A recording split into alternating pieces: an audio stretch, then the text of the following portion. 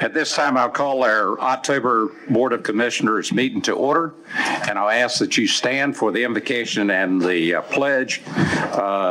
Commissioner Langley will do the invocation, and Commissioner Rebholz will do the pledge. Let us pray.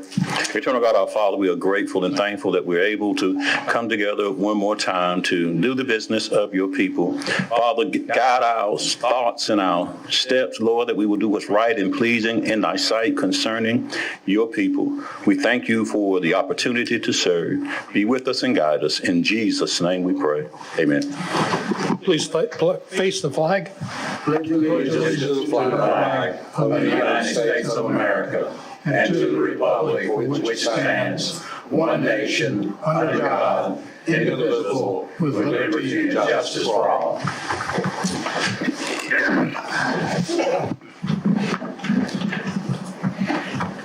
I ask that if you have a cell phone or a smartphone, to please turn it off or put it in the vibrate message or face a fine of $25. That goes for the commissioners. We're down to item number 6, conflict of interest. Is there a commissioner that needs to disclose any possible conflict of interest? Hearing none, we'll move to the approval of the agenda. On the approval of the agenda, I'm going to move the school resource officer update to item number 2 under items for presentation right after Mattson does his, in order to accommodate the speaker. Is that correct? That's it. Thank you. Okay. Motion to approve. Got a motion to approve. Is there a second? Second. Okay. All those in favor of approving the agenda, raise your right hand. Thank you. We had no one sign up for public comment. Is there one that would love to speak for 3 minutes? Hearing no one. Is any of our legislators here tonight? Seeing and hearing none. We're down for items for consent. I want to pull item number 4 for discussion by our tax assessor. Any other item that needs to be pulled? Can I have a motion to approve the other 8? So moved. Okay. Is there a second? Second. And a second. All those in favor, raise your right hand. Those opposed? 5-2. All right. We're down to items for presentation from the Health Department. Jim?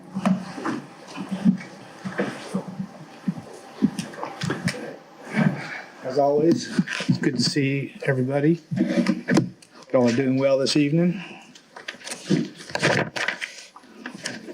So I guess 559 days since our first case of COVID. So here we are, still going at it a year and a half later. And so I'm going to present some of the numbers, starting with the state numbers. You can see that recent trends are in the good direction. So the numbers have started to go back down statewide. This is, and though I didn't put a slide up here, it's also true for the positivity rates in North Carolina, and the hospitalization rates are starting to go back down as well. So all good indications that that wave of the Delta variant has made its way through North Carolina and is starting to go back down. Hopefully will stay down. This is the Beaufort County numbers over the last, this one since the beginning. So you can see that we are also showing that decrease in cases in our trends. Just looking at our numbers for right now, so we have had almost 7,000 total cases that we've recorded. And right now there's 394 known cases that we're following.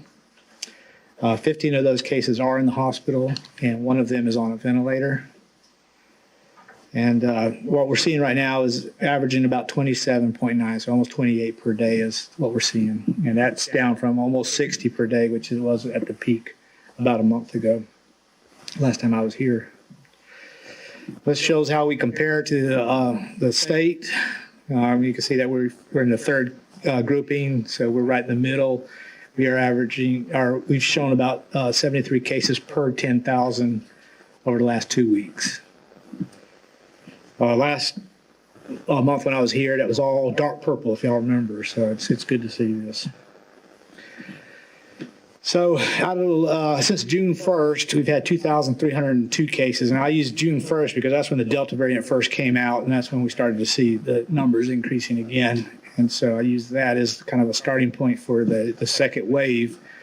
And out of the 2,302, 89%, or 2,049 of them, are unvaccinated individuals in the county. Those are similar numbers that we see from Vidant as far as numbers in the hospital for the vaccination and unvaccinated rate. Just a couple more things to show you, which shows the same trend. This is a COVID-like illness that Vidant does. So in all their emergency departments, they compile who was seen in the emergency department for what they call COVID-like illness. And you can see that those numbers have also started to decrease. And then the impact on the healthcare system, it's still pretty high. If you look at the number of cases that are in the hospital, they're at 172, and the ICU and the ventilator numbers are still up a little bit high. So fewer cases, but those that there are some more serious ones that are coming up from there. And of course, not only cases are going up, but deaths have gone up as well. So over the last 2 months, you can see that we've had a spike. We've had 21 deaths since the June 1st time frame, and most of those in the last 2 months. I still have probably 3 that I'm looking at that will go into September when, if I get the certificates back and see that they are COVID related, but I'm pretty sure they will be. But using that June 1st time frame, I think it was Commissioner Deathridge that asked the question about did the average age go down? And so I didn't have the data then, but I looked at it, and prior to the June time frame, we had 101 deaths, and the average age was 77.1. Since then, the June time frame, we've had 21 deaths, and 67.4 was the average age. So much younger, 10 years younger of occurrences of death. Probably because the older folks are the ones that went and got all vaccinated. So we have a high number of vaccination in the elderly population, which is probably partly what's attributing to this. And I didn't put it on the slide, but later I thought about this, was the mortality rate. So prior to June, 2.2% of our cases ended up with death. And since the June 1st time frame, it's 0.9. So it's over half. Mortality rate has gone down since then. Again, I think it's because the elderly is vaccinated more so. So testing, we still doing a lot of testing, but testing is starting to go back down. We did 1,007 tests between Vidant and Agave in the health department last week, and the positivity rate is now at 13.3%. That's going down for the last 3 weeks in a row, which is again a good sign of things in the county as far as numbers of community transmission that's occurring. And I'm hoping that next time we'll be down below 10 and stay below 10. Just to show you that the Delta variant is still the predominant variant in our area. As a matter of fact, 100% of all the cases isolated through the Vidant region have been Delta variants. We are we change up some of our test sites or locations. We're not changing up. What we've done is we moved from the health department doing tests at the building out behind us to Optum doing those testing. So we got a vendor to come in and do that testing for us. This frees up some of my staff to catch up on some of the work that they've been putting off now for a while, as well as to prepare for the mass vaccination efforts with the boosters that we're planning ahead. So that the Optum will be operating out of that building from 7:30 to 11 every day, every work day. And then we're getting a second site that'll be at the 810 Hackney Avenue, which is the Temple of Jesus Christ Life Center. I think that's a good location because of where the roads are, and they'll be operating from 8 to 5, so they'll be there all day long doing testing. That'll be available there. What we found is that a lot of the businesses are needing weekly testing, as those guidances are coming down. So we would not be able to have done that all through the health department. So that's why we're going to open up this second site. They'll start there October 18th.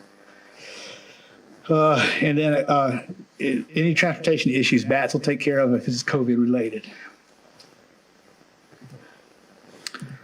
So as far as vaccines go, this is showing the number of vaccines. You can see we did have an increase when the Delta variant came about, and it's starting to go back down now. So we're doing right now about 200 first doses a week in Beaufort County. That's all sites, regardless. They could have been given the vaccine in Greenville, and it would still show up on this number here. So that's what we're doing weekly. So that puts us right now, and I forgot to mention this. The state recently started receiving some data from the CDC on vaccinations for people that were done in the military, done by the VA, and done out of state. So if they had vaccine in another state. Those numbers had not been counted, but now they are. So starting late last week. So we got a little bit of a boost in these numbers because of that, about 2% boost in numbers. So right now we are at 52.8% of residents are partially vaccinated, 48.6% are fully vaccinated. For the over 65, you can see 91.1 is partially vaccinated and 87.5 are totally vaccinated. And then when you look at the partially vaccinated in 12 to 17 year age, it's 27.5 and 22% are fully vaccinated. This is how the first dose vaccination rate looks compared to the other counties. So we're in a higher level of effort, people vaccinated. We're at 53% or 52.8,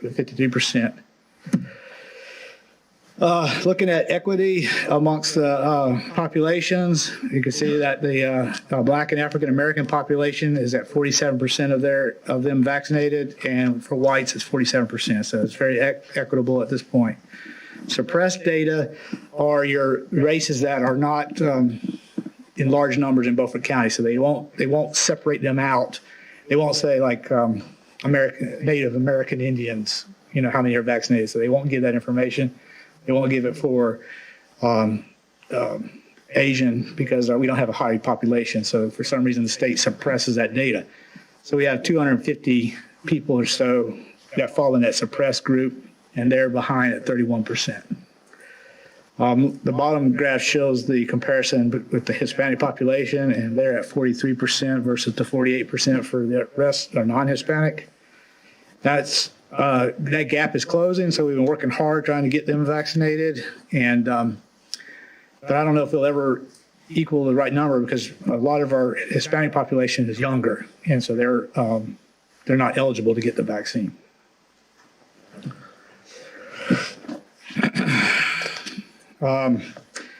So some upcoming approvals. The 5 to 11-year-old review has been submitted, and the FDA and the ACIP will be looking at that probably in the November timeframe or late October. So it may be available for that age group in the November timeframe. That's about 3,600 or something population that will be opened up, and I expect to see a similar number to the 12 to 17, so probably around 30% of them would probably want to be vaccinated. The booster for Moderna and Johnson & Johnson has been submitted, and they should be reviewed at the end of this month as well. The good thing about, well, I would say this much. Everybody's talking about the booster and the recommendations for the booster, but so far the evidence shows that even after 6 to 8 months, with Moderna, I'm not sure what the Pfizer number is, they still show 80% effectiveness of the vaccine. So even though the booster is going to be recommended, you still got pretty good coverage just from the two. Matter of fact, one shot has decent coverage, which is why we kind of follow that. But we want to try to maximize everybody the level of protection that they're receiving. For vaccine efforts at the health department, we're still doing it through the drive-through, the building behind the health department. And we can do Moderna, Pfizer, and Johnson & Johnson out of that building.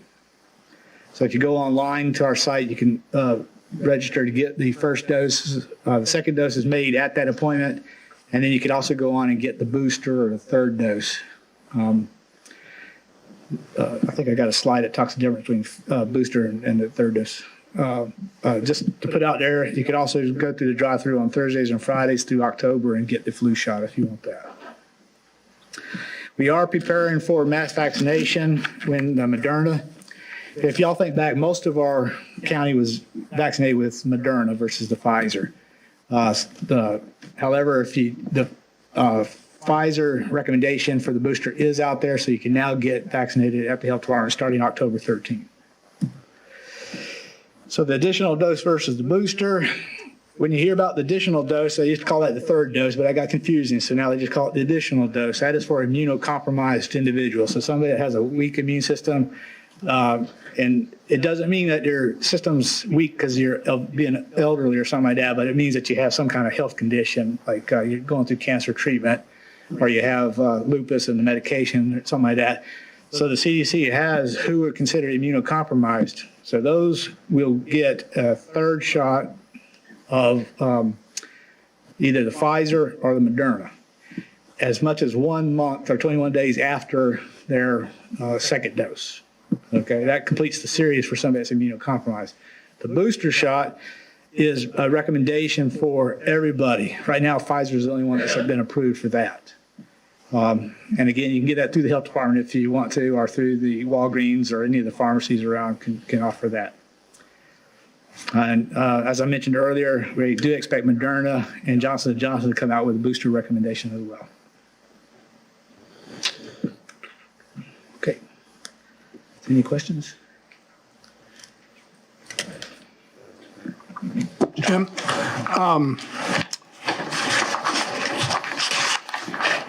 the people that have had COVID, it represents about 15% of the population of Beaufort County. The 7,000? Yes. Yes. Okay. Those people don't get counted as in any immunity numbers, do they? No. Despite the fact that people are saying now that those that have gotten it have better immunity than even the vaccine. Some of those people have, yes. And we don't count them because we don't know what their immunity status is post positive. The thing about being positive on a COVID test and having a systemic reaction to it. So if I get COVID in my nose, I might be fighting it off in my nose, and that's it. I'd never have a full systemic reaction to that. It just causes runny nose and maybe my eyes, So I'm not exposed enough for me to have a full immune response to that. Now, if I have COVID and I'm in bed for 3 or 4 days and I'm really sick, I have built up some kind of a systemic reaction to that. So I think that being positive for COVID versus being sick with COVID disease, having that full-blown sickness causes a variety of different immunity levels in a person. So I would say that a person that has been tested positive needs to talk to their doctor, and maybe they'll get an immunity test, and then maybe the doctor can tell them their immunity level's high enough for this. But I don't get that kind of data. What's an immunity test? Well, it's where they look for antibodies in your. Well, I mean, I've got people I know that have had 2 vaccines and are on the Vidant test daily deal. They got 0 antibodies, according to the Vidant tests. I don't know. They're drawing blood. Yeah.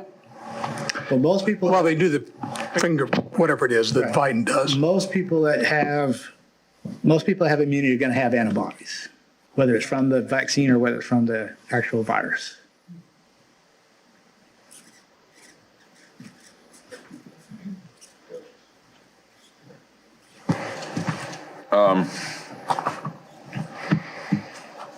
Let's go with, since we're talking about the antibody test, where can you get that? For the public's knowledge, where can you get the antibody test? Biden or where else? Well, yeah, I don't know. Biden, I think, would be the one. Is that the only place? No, I'm sure that urgent care down east can do it. Other places can do it. O'Neill's is doing it. O'Neill's is doing it. They're all three locations. Are there different antibody tests, or is there just one basic test that's given? And how long does it take to get your feedback or numbers? I'm not an expert on that test, so I do know that on a call that had a virologist on it, he said that the tests are really designed for the vaccine. So I don't know how accurate it is for people that have had COVID, but I imagine that there's tests out there that does show that. I mean, we have it for other things. So if you've had the vaccine, it will pick up some antibodies probably. Right. Okay. Are the vaccinations truly shielding those vaccinated, since Delta is the only variant that's killing folks now in Beaufort County? I would think that when you look at the data, we're right at 50% vaccinated as a population. So just using that number, if the vaccine was not working, then you would expect that half our cases that have come since June 1st would be vaccinated and the other half would be unvaccinated.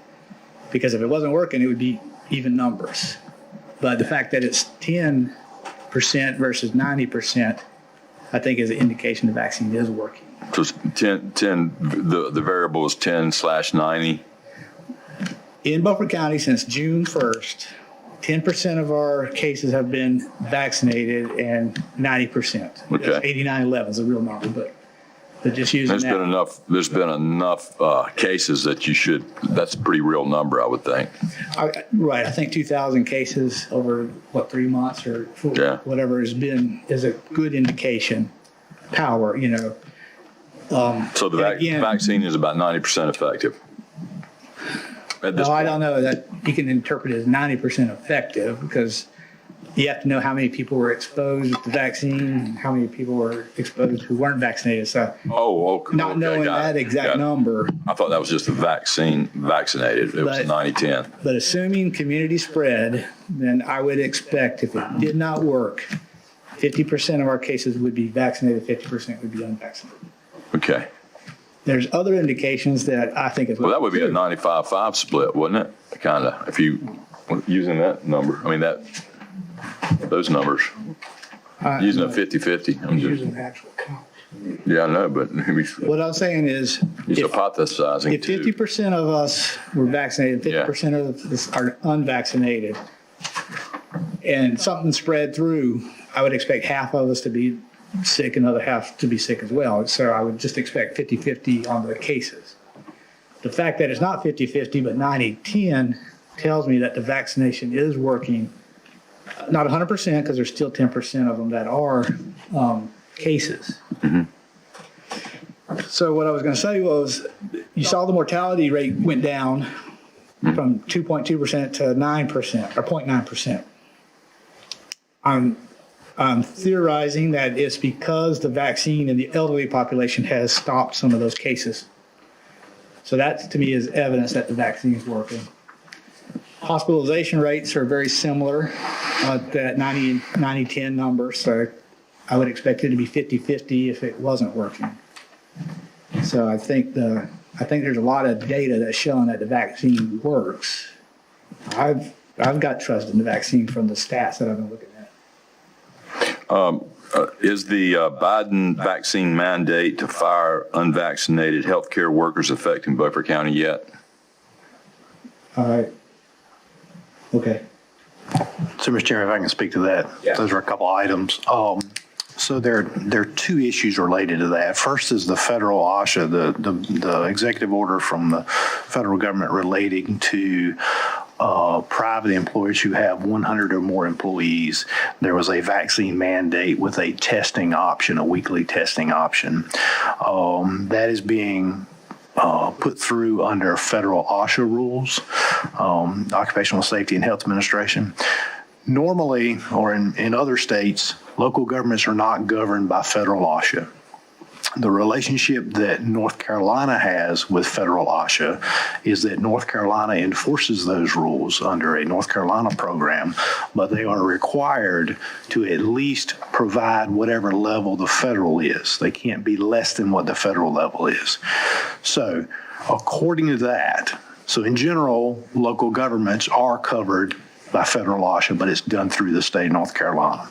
So we are waiting for the rule that is supposed to come out hopefully in October from federal OSHA as to how that all lays out. And then we will wait for the North Carolina interpretation of that. But if all things are the way they are, as we understand them from what we've read, we would be considered in that group since we have more than 100 employees. So it would require a vaccine mandate with a weekly testing option. The second piece that's come out of the federal government is an executive order that reads, if you are a provider who receives Medicare funds, you are required to provide a vaccine mandate, and there is no testing option. You must be vaccinated if you receive Medicare funds.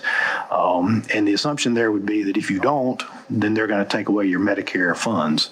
Now, there are programs that the county administers that receive Medicare funding, DSS, Health Department, EMS. Now there are currently, those rules are still being drafted as well. And we don't know how that applies because as you read the rules, in one sentence it reads facilities and providers and different things. In another sentence it reads something differently. So we don't know until that rule comes down what will be considered providers under that mandate. It took them, I think, 6 months to get the original rule out that applied to healthcare providers.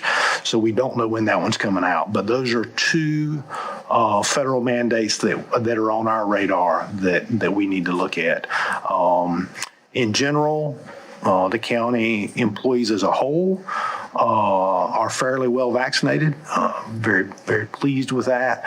We do have a couple of departments that are not as strong as the rest of the county, and we're hoping that they'll be able to step up a little bit. So that's what I can tell you about those two items. You bet. I'm mostly speaking to like healthcare workers that are private, like Biden workers. Well, I don't know the status of their. I mean, I know what they put out in the press release that they were required to have it by. I can't remember when. I don't know if it's been challenged or. We'll be able to approach that in the future, I bet. Right. Okay. And one more question. How many illegal immigrants are getting COVID, and were they vaccinated?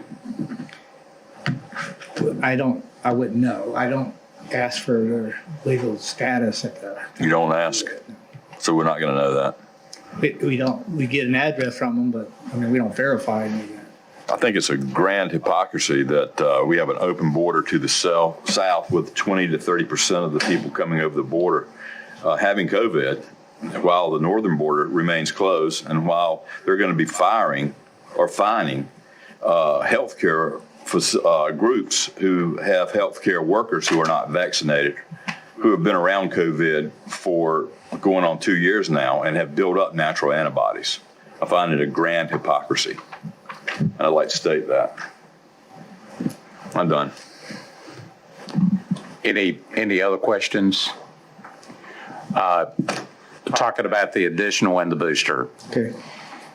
Which is better if you've had the Moderna, to get the Pfizer booster or the additional Moderna? The state has said to wait for the Moderna, that there's not enough evidence or studies to show getting the Pfizer after 2 Modernas is effective. I don't think it's going to hurt anything, but, you know, the health department, we need to follow the guidelines of the state when it comes to the recommendations for the vaccinations.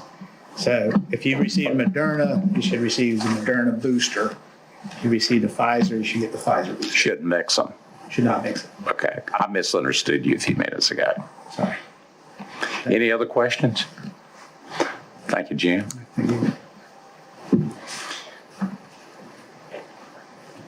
Commissioner Walker? I'm going to speak from the podium because I got some pictures I hope to show you.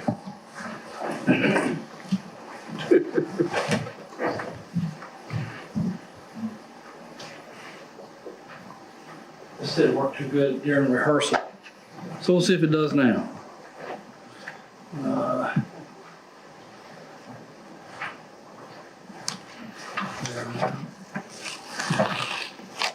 Okay, you know, we're into the school year, and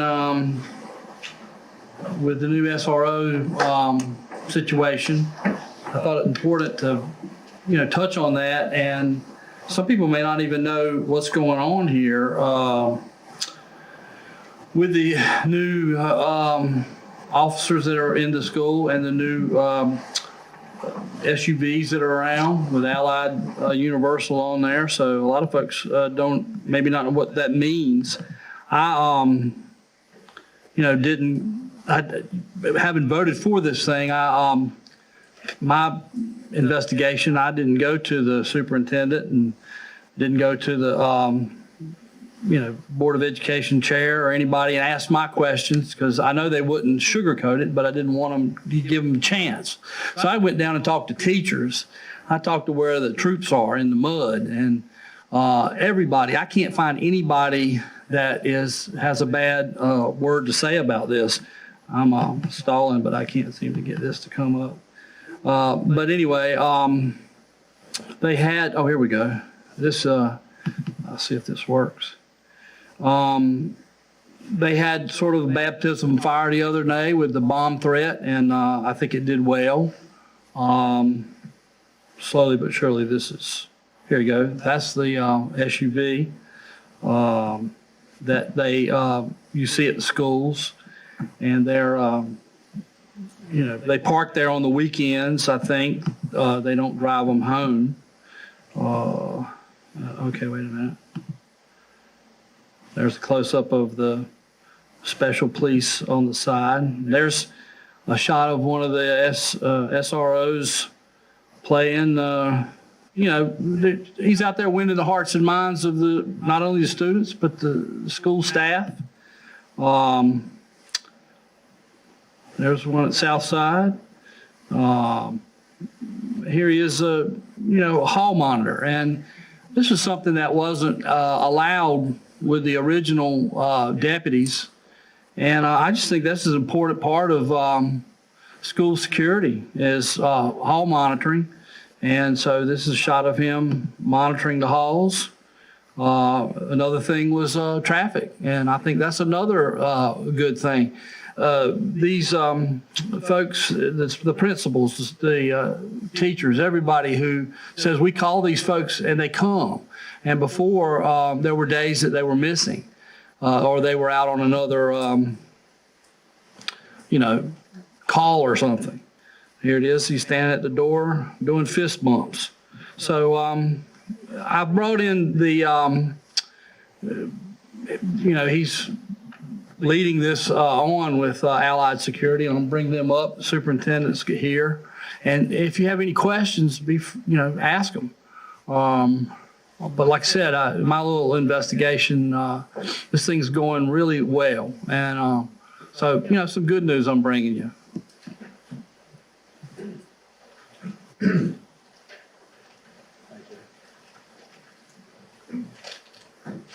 Thank you. Good evening.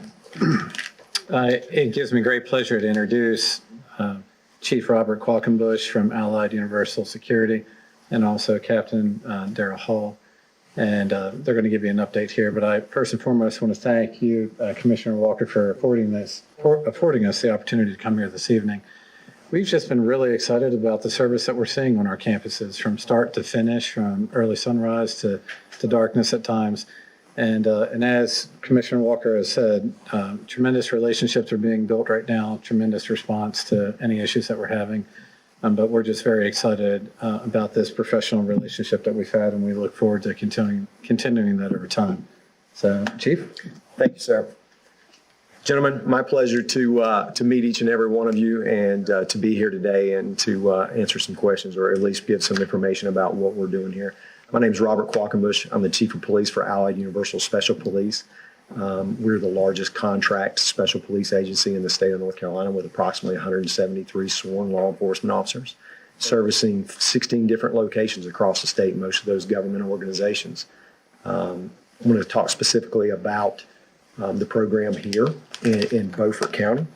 So we're happy to say that we are fully staffed here with all 12 physical locations for schools being covered by a school resource officer, including one supervisor who is a floater who fills in on call-off, sick days, assistance, support, and supervision. That would be Captain Darren Hall, formerly of the Beaufort County Sheriff's Office, and a school resource officer here in one of the locals.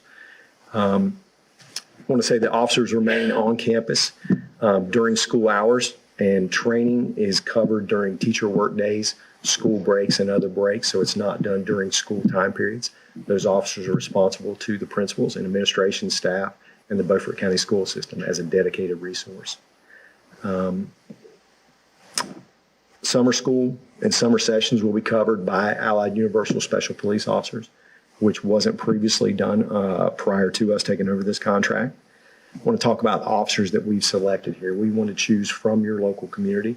So we have 8 current officers who either came from the Beaufort County Sheriff's Office or the Washington Police Department. So they were your incumbent officers to begin with, and to include a 9th one who was the former chief of the Aurora Police Department, Mr. Robbie Jones. So he's down at Snowden. He graduated from Snowden and is a school resource officer at that location. Of the officers that we have here, on average, we have 10 years of law enforcement, government law enforcement experience. So these are not inexperienced law enforcement officers. These are vetted, veteran law enforcement officers that are serving Beaufort County.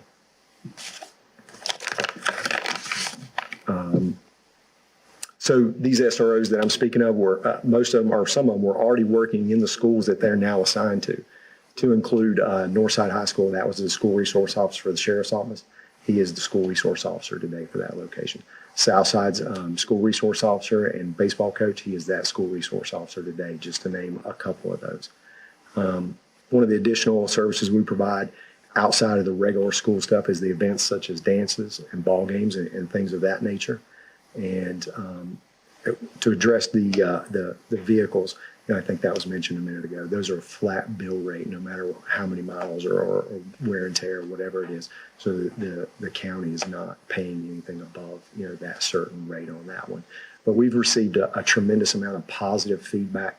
I've personally spoken to many of the principals directly about their school resource officer and what how those school resource officers were adjusting and providing services, and gotten tremendously well-received feedback, and the fact that officers are out on the pickup and drop-off lines helping to open doors and greeting parents and students, and providing that interaction both inside and outside the school building itself. The school resource officers are a dedicated resource. They have no jurisdiction off property. So they do not leave the property. They stay on property, and they provide that service just to Beaufort County schools. So I'll leave it at that. And if you have questions, I'd be happy to answer them. Any commissioner have a question? Commissioner Langley? I don't have a question per se, but the only thing I want to say is I'm sorry you couldn't go on home this afternoon, but we didn't have any doubt that you were not doing what you were getting paid to do, because one of the things that I can honestly say, if you were not doing what you were supposed to do, we would have heard about that a long time ago.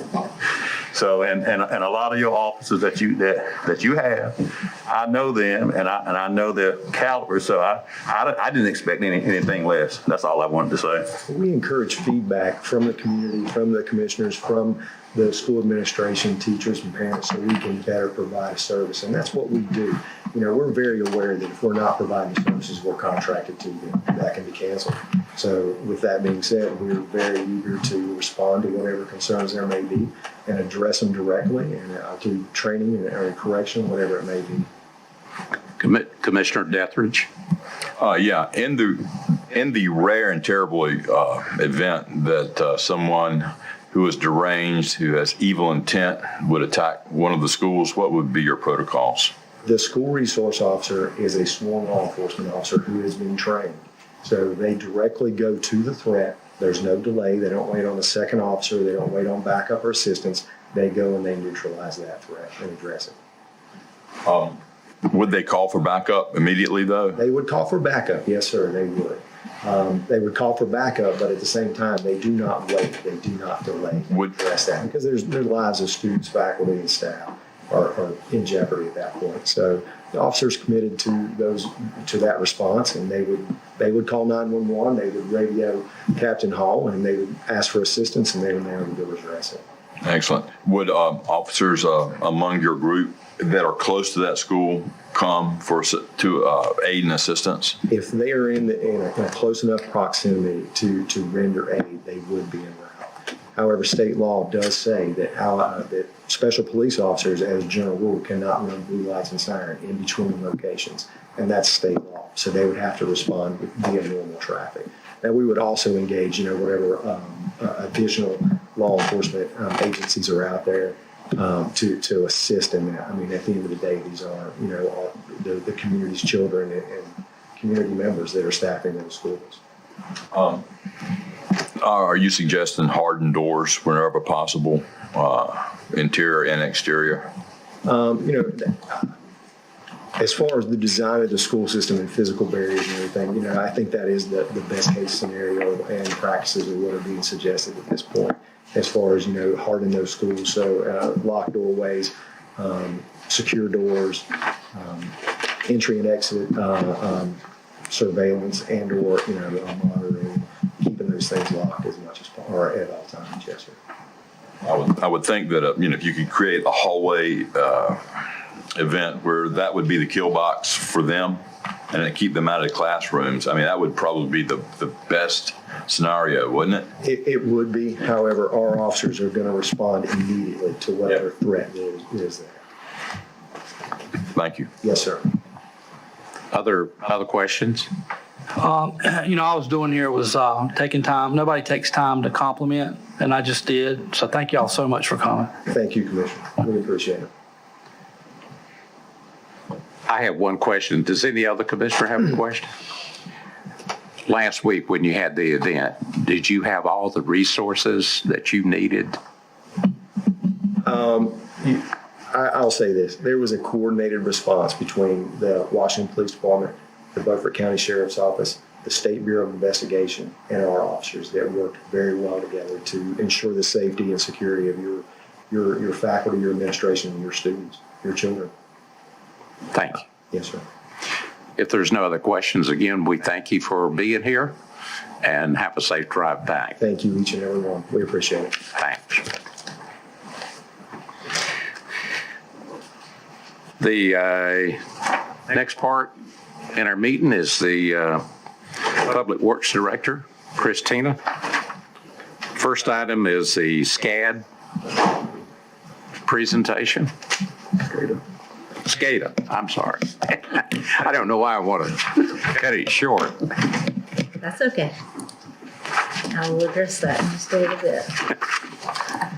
While I'm pulling this up, I would like to say I believe I may be the only person in the room, but I'm the mother of a daughter who attends the school that was affected this past Wednesday.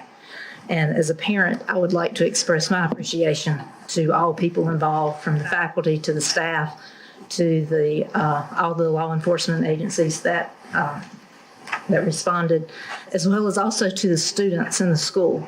After speaking with some of the staff, the principal said that all of the students took the threat seriously and that they responded as they should, and she was very proud of them for doing that. So I'd like to say thank you to everyone involved for that. As you can tell, my voices getting a little emotional.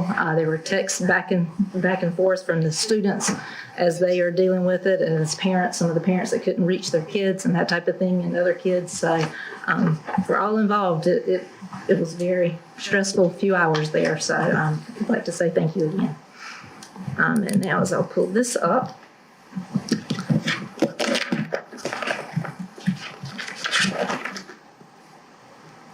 It's on the screen.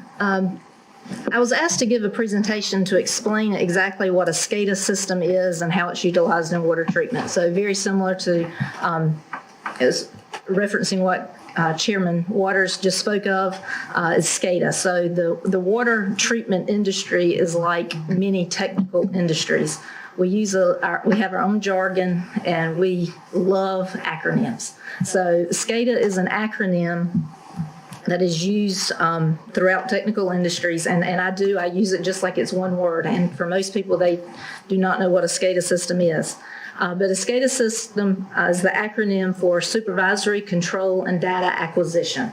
So for the past, I would say at least 4 to 5 years, we've spoken about the SCADA system at the Beaufort County Water System and how it's starting to age out, and how we've been investigating whether to upgrade or to replace, and to how what we need to do in order to respond. So I've been using that word a lot, and again, this is just a reminder of exactly what it stands for. SCADA is a standard term for digital networks and computer systems that gather and analyze real-time data. Again, that sounds very technical. So the SCADA system is essentially a distributed computer system that is used by operations and management for processing and monitoring automation. So again, that still sounds very technical. It's basically the brains behind the water system. It transmits data back and forth so that the people that are looking at different systems and maybe are operating those systems, it gives them information so that they can make decisions. When I'm saying transmitting back and forth, it's a combination of different hardware and different software. And so we'll get to that. The data is displayed on a central computer screen that's available to the technicians and the managers.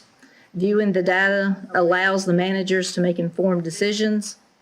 Again, employees can use the system to control the equipment remotely. And these abilities help water systems to reduce costs, lower risk, and handle operations more efficiently. So that is really the heart of the matter. So why do we have a SCADA system? To help us reduce costs, lower risk, and handle operations more efficiently. And again, for those of you that have been on the board, there was a time when Beaufort County Water System did not have a SCADA system that was as detailed as the one that we have now.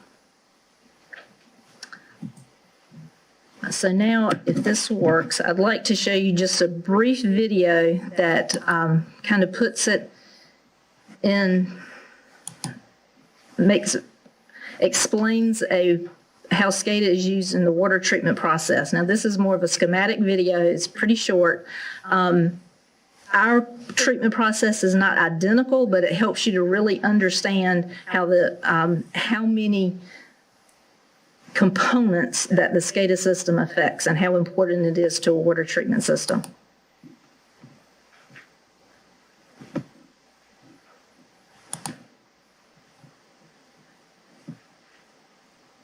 As you see, it's for Smallville.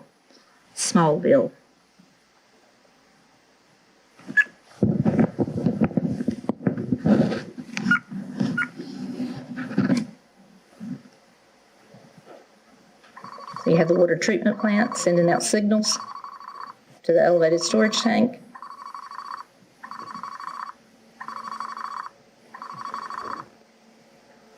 Which then sends it to the well house.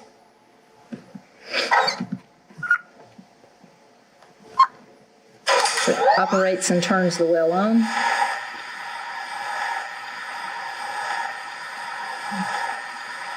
So as the water is pulled from the aquifers,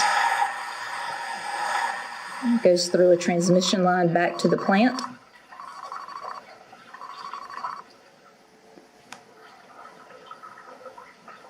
And then starts to go through the processes, the actual treatment process from the raw water so that we can get to our what we call finished water. So again, you see SCADA panels all throughout that is operating the pumps and giving direction as far as what's the next process. Also see how it's monitoring, it's giving information back, the number of gallons per minute. We do not use exactly a gravity filter, we use filters and softeners, so just a little different concept, but still, again, it's taking information, it's injecting, able to measure the amount of chemicals that are injected. This is now sending it to what we have a clear well. Our reservoir is above ground. So then from the clear well, it would then go out to the elevated storage tanks. We have those located throughout the county. Rises to a certain level because that has been predetermined by the SCADA system.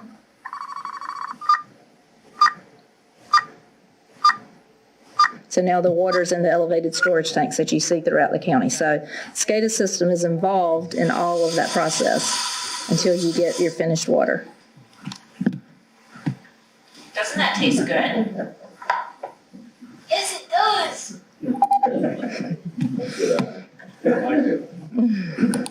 So again, that helps to understand how vital the SCADA system is throughout the entire process. Now, specifically regarding the Beaufort County Water SCADA system, the current system that we're operating on is approximately 16 years old. Our system is very unique. It's a combination of Honeywell, Siemens, and Wonderware. Neither Honeywell nor Siemens offer support services because they are no longer focused on the utility industry. We actually called in Honeywell, and they didn't believe us when we told them that a water treatment system had a Honeywell SCADA system until Eric Jennings pulled out the information and said, oh no, I was here, this is it. And we found their logos on the manuals that were turned over to us. Honeywell's very heavy in industrial applications, so paper manufacturing plants and that type of thing, but not the water system industry. Currently, the operating systems that our SCADA is working off of, our servers are server 2003. It's 2021. And client computers are currently operating off of Windows XP.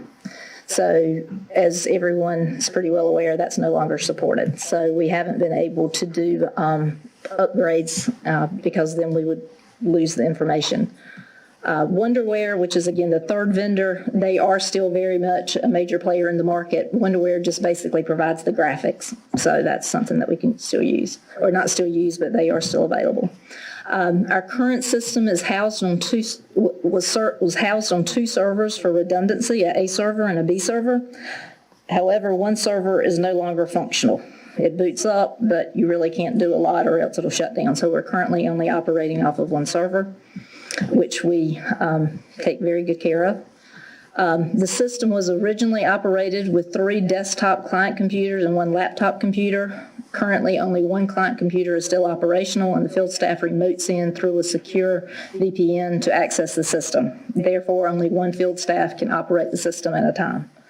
Again, we're getting the information. We're able to turn pumps on and off, but we are at limited capability. Reporting, printing, and notification functions are no longer operational. So the reason that your graphics in your book are a little fuzzy is because of that. The Beaufort County water SCADA system, again, going through it, we have a server located here at our main office. We have client computers. One is at our operations shop on Old Bath Highway in Washington. One at the Southside Water Treatment Plant, which is located off of Windmill Road and Highway 33 in Chocowinity, and then the Edward Water Treatment Plant, which is located just outside of Aurora. Then we have master SCADA panels, and there are 10 locations that are, again, located throughout the county.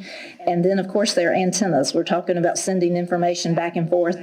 So we do have the antennas at all of our other locations. So any location that has any type of infrastructure, a pump or a tank, any of those locations, there's something tied to SCADA at that location. So when you're riding around the county and you see our little buildings and our little fenced-in areas, that means there's some type of SCADA there. So it's really in every part of the county. I wanted to address the security of our SCADA system because I know that's something that's been in the national news quite a bit. I wanted to let you know that our system is operated through a dedicated VPN, which is a virtual private network, and it's a closed network. There's a designated VPN tunnel for this. So our SCADA system is separate from the county network. It's separate from everything else. EIS has made sure that we are isolated. There are firewalls that are in place, and of course it's password protected with programs running to detect any type of fraudulent activity. Also very important to note when we're talking about security, Beaufort County Water does not operate the chemical treatment or the chemical injection remotely. So you hear about, I believe it was in Tampa, where someone came in and they were adjusting the injection levels of some of the chemicals. We do not do that. We turn pumps on, we turn pumps off, that type of thing, but we do not actually control the injection of chemicals remotely. So that we actually do in place, and that's something, and I'm not saying that we may not ever do that, but our current SCADA system doesn't really allow us to do that. So but that is something that in order to keep it more secure. Again, the next few screens are just screenshots of what we have. Again, just showing you this is our current system. Again, you can see that this is a well site. So again, we're able to go in and, turn the well on, turn the well off, and that type of thing remotely without actually having to go send a person in a truck to the well site to turn it on and off. The treatment plant, again, you see the images which are showing the pumps. So again, being able to operate the pumps remotely. These are some of the actual panels. This is actually in the Southside Water Treatment Plant. So again, you see these are all lights. And these panels, which you can't see, but especially that first one is probably at least 12 to 15 inches deep. And these are full of the electrical components that are controlling all of those toggles and lights and dials that you see there. Valve station, again, this is actually slate stone where we're able to direct water in one direction or the other direction based upon where it's needed within the system. Next is a booster pump station. Again, we're able to go in and to see what pumps are running. And lastly, you have one of our elevated storage tanks. And again, we have the graphic where we're able to go in and set the levels that the tank should be at so that the water turns over, because we're always worried about the age of the water and that type of thing. So we're able to monitor that and able to see that remotely if there's a large if we get a telephone call from emergency management and there's a large fire, and this happens, this is a real life thing, when they know they're having a large fire that they're going to need an abundance of water, they will call us, and then personnel can go in and turn pumps on so that they're able to make sure that they have adequate water in that area. Again, and this is in your agenda books, but again, the existing system components are no longer available. Technicians have been patching equipment and utilizing workarounds. Staff investigated and spoke with 3 different engineering firms regarding the upgrade of the existing SCADA system. Staff also spoke with various water systems to discuss how they have upgraded their systems. Custom Controls Unlimited from Garner, North Carolina was highly recommended. This company is a comprehensive systems integrator. This is what they do. They provide on-site troubleshooting all the way to engineering full-scale turnkey integrated systems. That sentence came from their website. But CCU has visited Beaufort County many times, worked with staff, and has prepared various options for upgrades or equipment upgrades. Again, we looked at what it would take to Band-Aid the system, what it would take to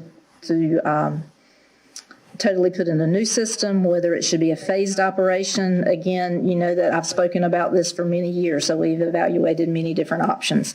And Custom Controls has assisted us with that in the last year or so. One other thing to note, and I put this down at the bottom because I actually read this in an email and industry update this morning, which is that during a webinar on cybersecurity on September 22nd, EPA's Director of Water Security Division, David Travers, explained that the EPA could have a new cybersecurity regulation for all water utilities in a matter of months. So because of all of the national news and the things that you've heard about, we are expecting EPA to come out with some type of new regulation, and we haven't really had that previously. So I definitely would like to recommend that we move forward with modernizing our SCADA system. And again, staff's recommendation is basically that, which is that we approve the replacement of Beaufort County Water Department SCADA system. The approximate cost that we're looking at right now is $700,000. That would be the full replacement cost of the new system. Again, we have looked at doing it in phases or doing it partial, but it appears that this would be in the best interest if the funds are available. We spoke about, if you recall, when we spoke about this during the budget season, we said that we would come back and look at the possible funding, how we would fund that, whether we would put that out. Excuse me, I've got things going here. Whether this would be something that we would finance or that decision would be made at a later date. So that's my SCADA presentation. Does anybody have any questions? Commissioner Booth. You stated that this system was obsolete. Yes, sir. And you also stated that a Band-Aid approach.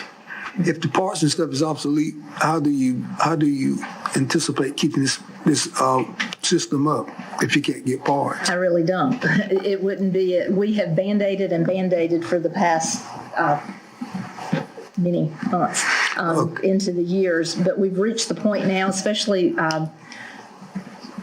the radios are definitely obsolete, so we'd have to go in and replace. Previously, we could, if one radio goes out, we would go in and replace that one radio. We're at the point now that if a radio goes out, we're probably going to have to switch numerous radios. So then we would be buying new radios for an old system.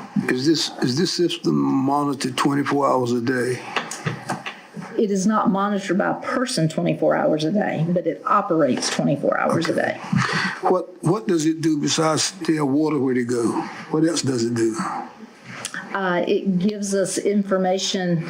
Does it do it? Makes information about your chlorine or whatever? We do not have any sensors that it's reading that it's hooked up to. Our existing SCADA system only tells water where to go. Okay. That's basically it. And the SCADA in the plant does do some monitoring and that type of thing. But out in the distribution system, it does not. A new SCADA system we would be able to do that. When we installed the new generators, our existing SCADA system, we could not put the operation of the generators on the SCADA system so that we would know when they're running. But what we did is we left the 5 milliamp signal space in the generator so that when we get a upgraded SCADA system, we would be able to go back and monitor that. Because right now, if we have a power failure, we have to put a person in a truck and drive them to see if the generator is operating. With the new system, that would be one of the points that it would get information from. And so then we would be able, if we have a person sitting in the water treatment plant, pulling 24-hour duty, he would be able to look at it and say, okay, I know the power went out, but I know the generator's on. And so we'd have that information. If the system went totally down, what effect would it have on the county residents that rely on our water? My hope is that the residents would not realize an issue. However, it would have a great effect on the water department personnel because they would be physically driving to every location to turn pumps on and turn pumps off. So it would not be something that we would be able to sustain for a very long time. And how many years you been asking for this system? We've been talking about it. It's been on the capital improvement plan and we're getting down to it. So it's been planned. Mm-hmm. Commissioner Walker? The company you mentioned that will be providing the new SCADA system, did you choose them by bid? Did they bid on that? I didn't say that they would. I said that's who's been working with us. We have not put out a formal RFP, but due to SCADA, there is, because of the technical nature of SCADA, we can actually make selections based upon what they do, but we would issue a formal RFP and they would respond. They do have, they have engineering as well as the manufacturing and the installation. So it's more of a design build. The new SCADA system, would it reduce personnel? Could it reduce personnel? No, not our existing personnel, no, sir. But it may delay hiring a new. I understand that your ballpark is $700,000 will replace the system totally with a new system? Yes, sir. Okay, is it going to be necessary for a new system to be hooked into the internet? Or will it still be an independent freestanding system? Okay. Now, I'm not the most technical savvy when it comes to the internet, but what you determine as internet, I'm not 100% sure, but the SCADA transmits data from the most far out places via radios. And Eric, please correct me if I say this incorrectly. So that goes via radio back to what we call the masters. And then from the masters, that is where DSL or internet, it transmits from those locations to the main servers here in the office. So there is access to the internet involved in the systems because that gets the information from places. Because of the large geography of this county, we do not send everything via radio. We say internet, but would it be possible, could it be just telephone lines as opposed to having to use the internet? No, because telephone lines don't transmit data, correct? I mean, they would just do the voice, but it's DSL, it's just, and it's not out to the public internet. Again, it's through that VPN and that dedicated. That's what I was getting at, still a private network. Yes, sir. And we could build firewalls and other protections into it to make sure that nobody ever crossed it over. Absolutely. Actually, the quote that's provided to us was including, I forget how many firewalls, but it was more than but yeah, absolutely firewalls would still be included. Again, so the security of it would be built into it. The short and simple answer is you're not going to get away from internet. Yeah. You're going to have to use the internet at some point or another. We don't want to, we're trying to move forward. That's right. We used, before we had the SCADA system that we have now, we actually used telephone lines. And it was, that was the old analog version of it. If you want to know how much water was in your tank, you had a big panel that had a needle gauge. They used a telephone signal to give you like a, 37. That was it. So when we upgraded to this system, those panels went away.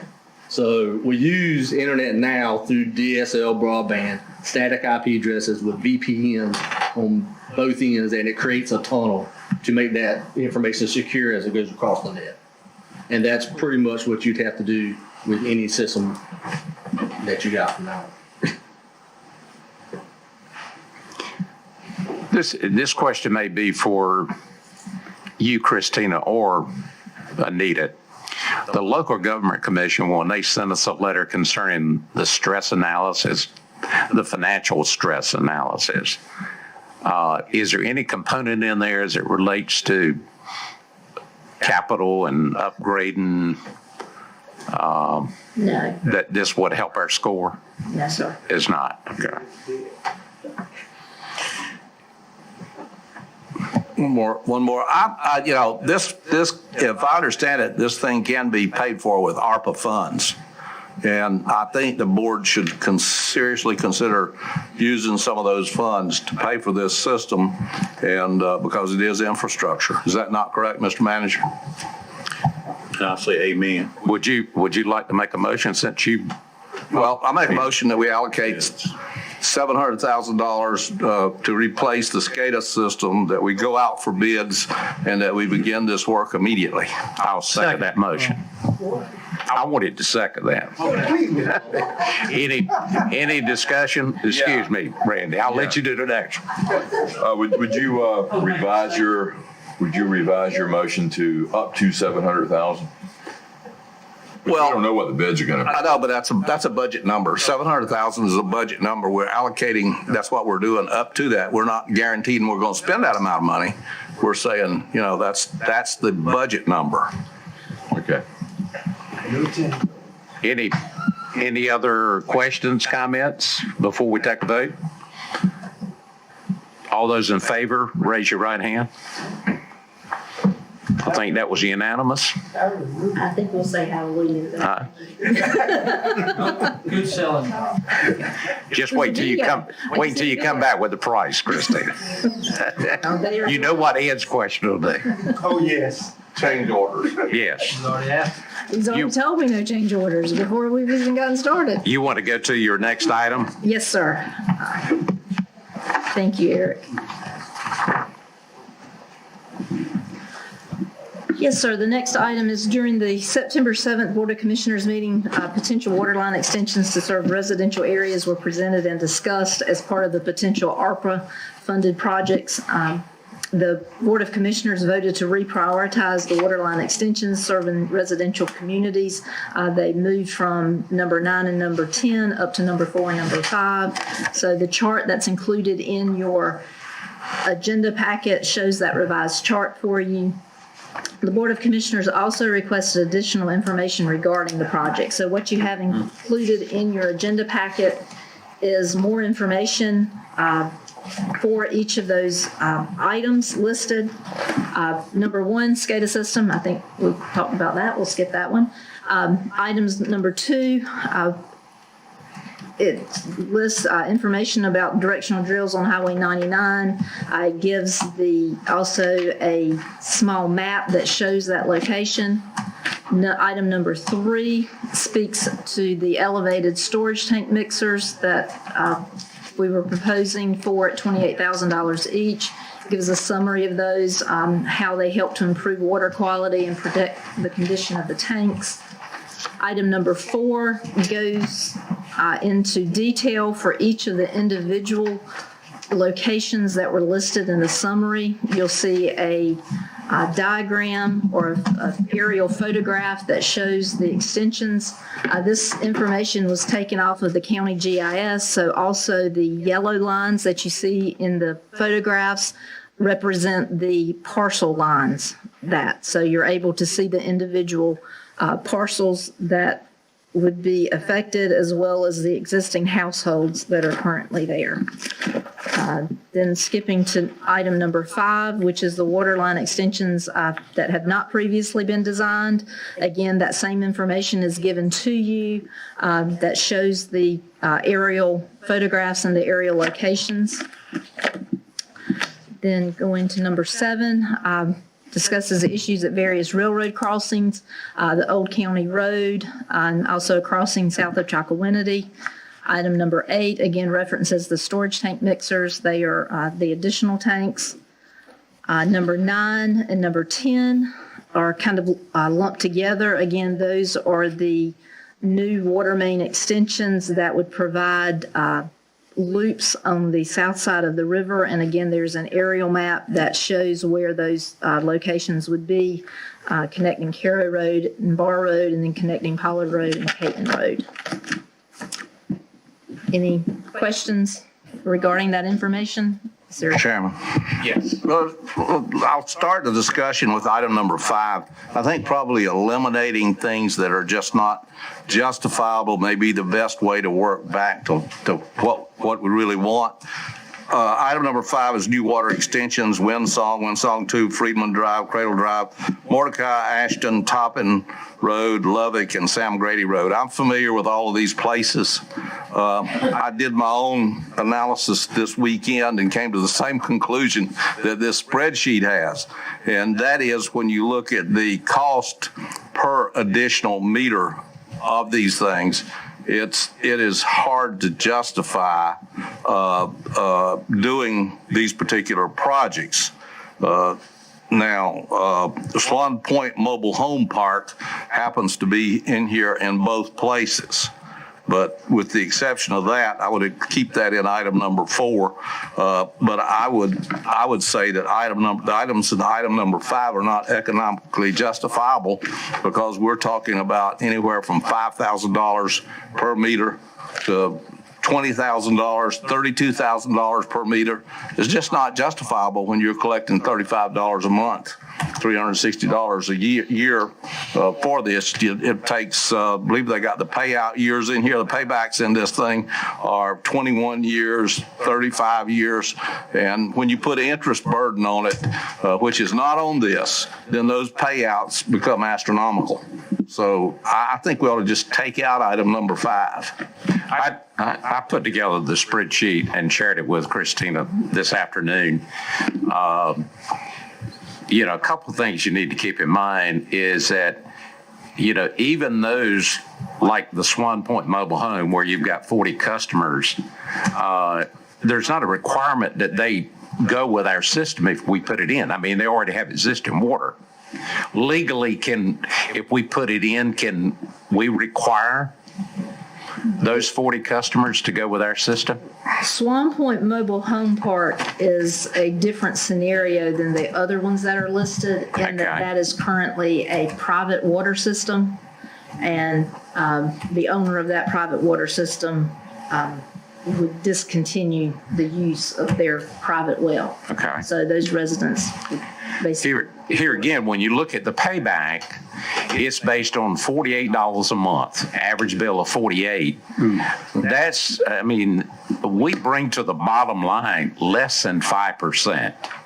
Less than 5%. So if you looked at that, that would increase the payback even on the one at 8 years, just 20 times that. Well, Swan Point is different. I think, as Christina said, that person happens to be a client of mine, so I'm defending my client. And that is, he built a water system of his own. He tried to give it over to the county. The county refused to take it, saying that it was not modern, it was out of date, and all that sort of thing. So a contract was entered into whereby we agreed that the county would participate with him in certain ways that I'm not even familiar with, and he would ultimately build this out and give it to the county. So that's the only one that's in there, only subdivision that's in there that has some justification for being different from the rest of these. And the county has already taken over a lot of meters from him. So we're getting revenue right now, a lot more revenue than the numbers that are here. So when you round that out, it's a design system. It's ready to go. The purpose of doing this was to see if there was any on here, and that's the only one that makes sense. Yes, I agree. That's the only one that makes sense. That's the only one that makes sense. That's correct. I agree. Based on the payback, and here again, I want to make sure that's based on gross billings. Yeah, not based on net. I did my work this weekend, and if you put an interest burden on it, as I say, these numbers that are on your sheet go astronomical. and I took our budget number that we passed, it was a little over $8 million divided by 14,000 meters. That 14 may be a little off. It is. It's a little low. We actually have more. It's a little low. Okay. At least 14,750, I think was the last number I can. Did you? 14,750. My question is for staff. With what we've done with broadband, and then with what we voted to do tonight with the SCADA system, what kind of money is left? 9.2 minus 4.7. That's right.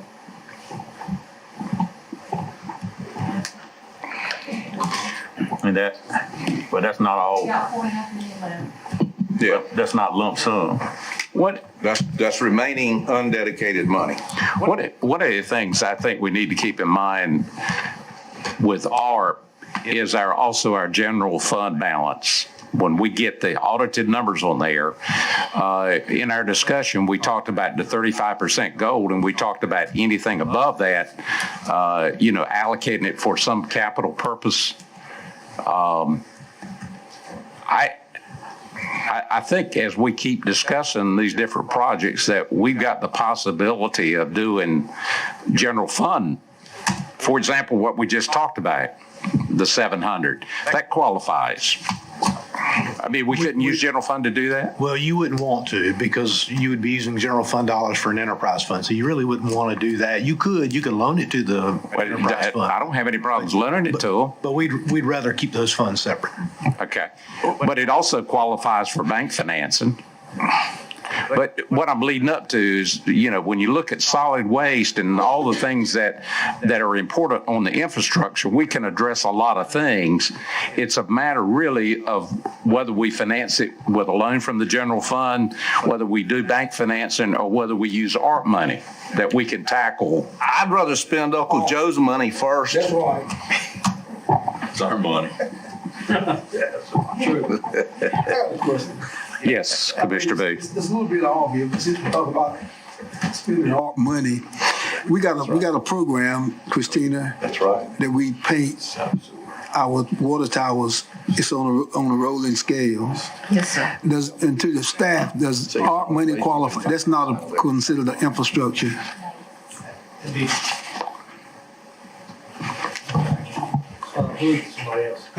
Sir, well, Okay. tell me the question again. Oh, No, that generally would not be, that's more of a maintenance fund. So we would generally, in general, we've set aside funds to do those things on our own. The whole idea about ARP funding was to try to do things that were forward-looking and to not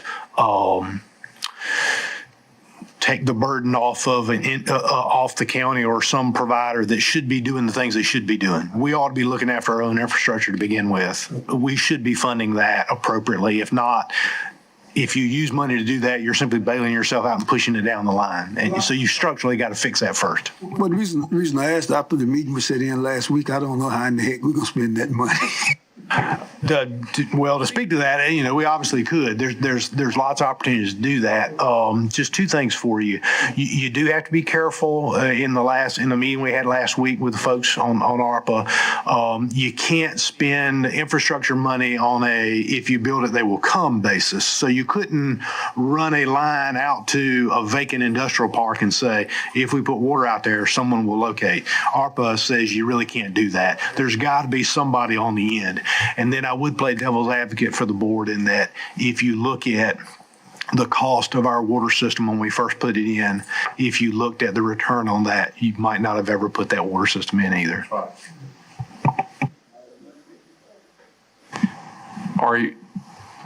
Is the board interested in go ahead and adding this one development and the cost into the ARP funding? What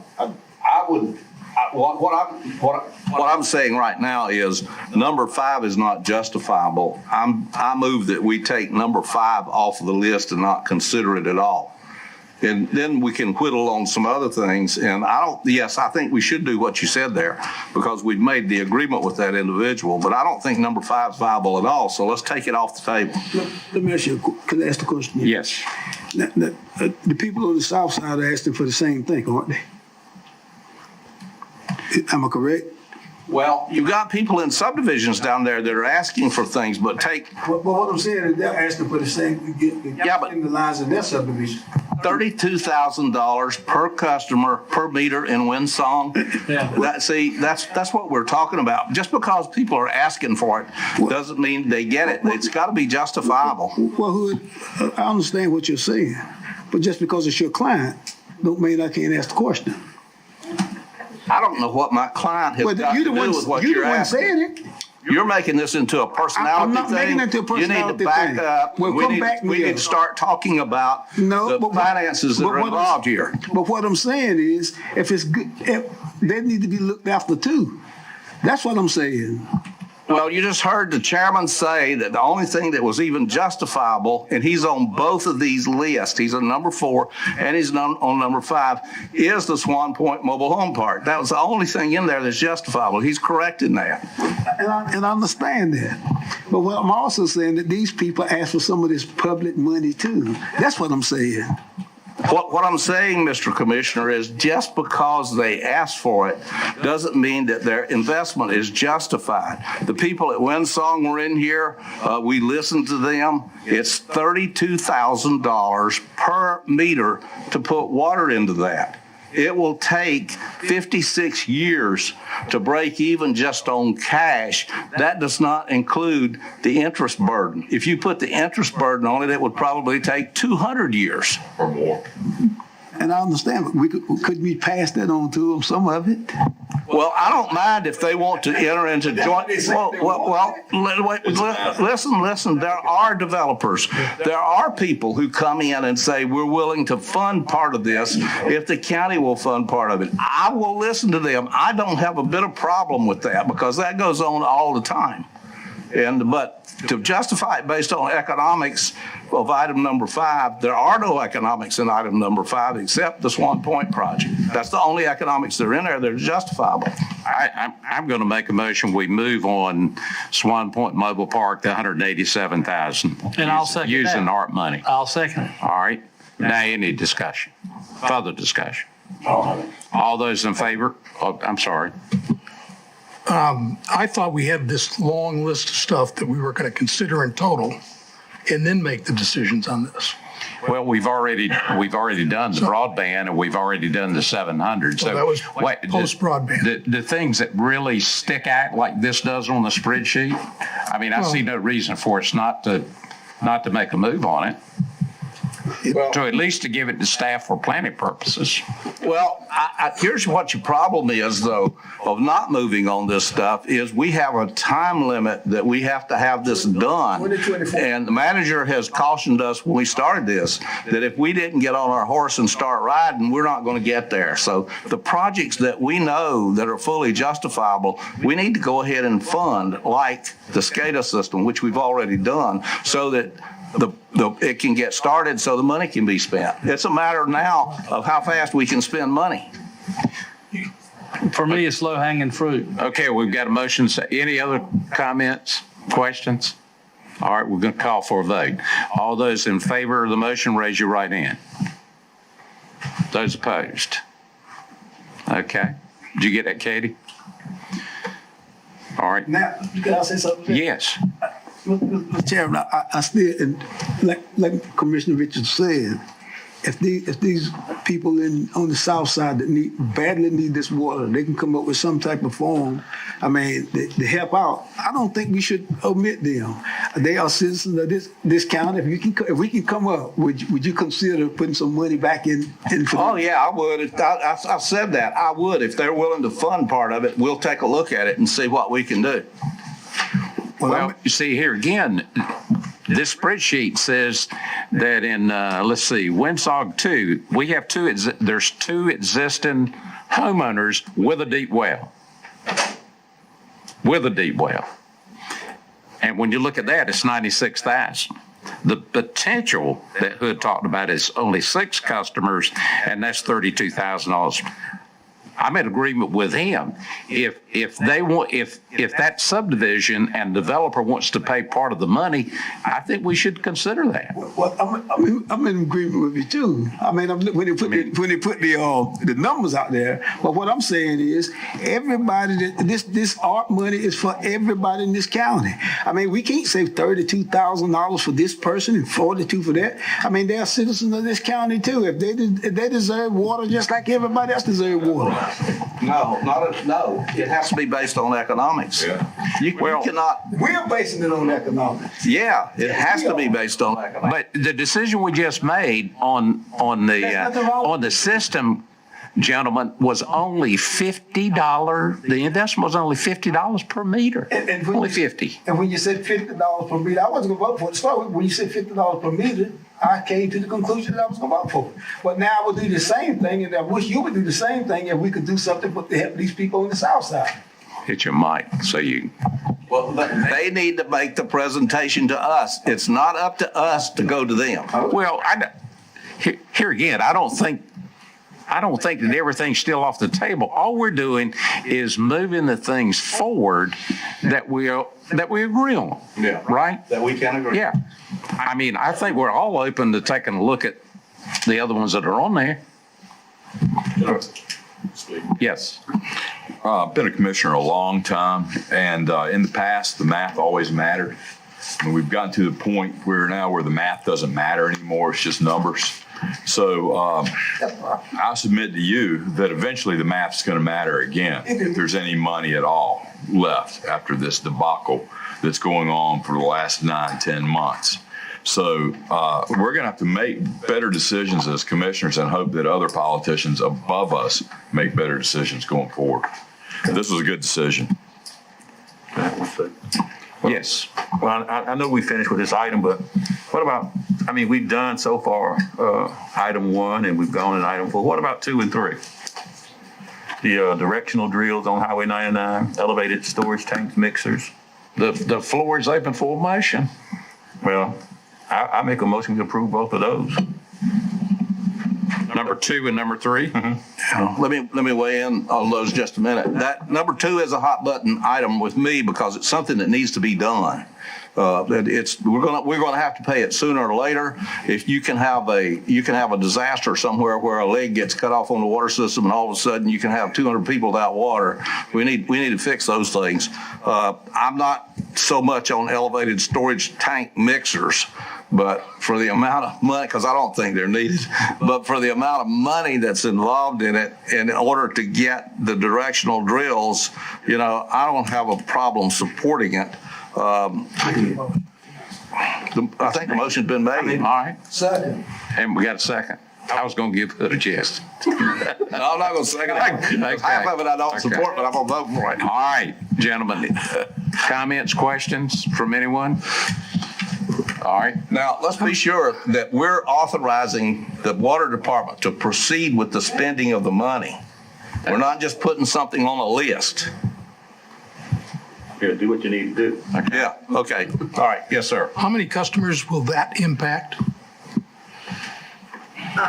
The directional drills. Well, everybody on that side of the river. I was asking her. Well, I happen to design water I was systems, so I know the answer as well as she I really does. don't know the number of customers. Again, if you look at the map that's showing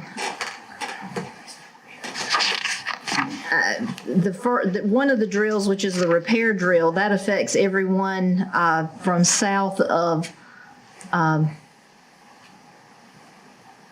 Pungo Shores Road down to CB Marina and Foreman Lane. So I would estimate down Foreman Lane's a pretty busy. I would say that's probably 50 or so customers.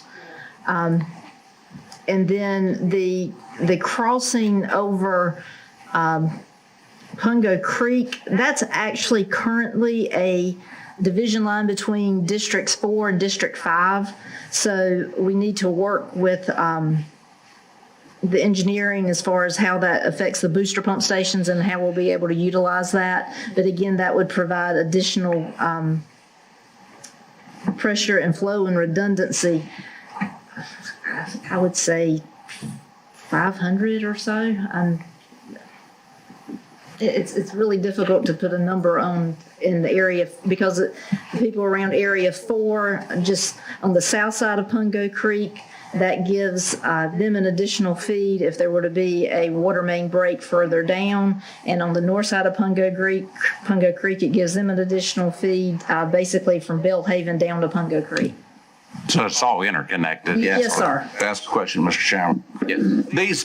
These items that we're discussing in here are things that exist that have been valved off. One of them is. One of them is. One of them Okay. is. The repair is. Gotcha. Yes, sir. The other would be a new crossing. So these are all redundant systems we're talking about, providing redundancy. No. The first one is not. Depends on how you want to define redundant. Well, it was to One provide. is putting it back as it was originally designed because there was an issue. The second one would be redundancy and increasing pressure. Again, how did I word it? Increasing pressure, increasing or decreasing water age, and redundancy. All right. All those in favor of moving forward with items number 2 and item 3, the first one, the directional drills, on Highway 99 and the elevated storage tank master. All those in favor, raise your right hand. Those opposed? Okay. I got a question for Christine. Yes, sir. With all, it ain't this, you can answer this, honey. Don't pass out. You can answer. The way we spending all this money, we got to have these jobs done by 2024. How you gonna prioritize?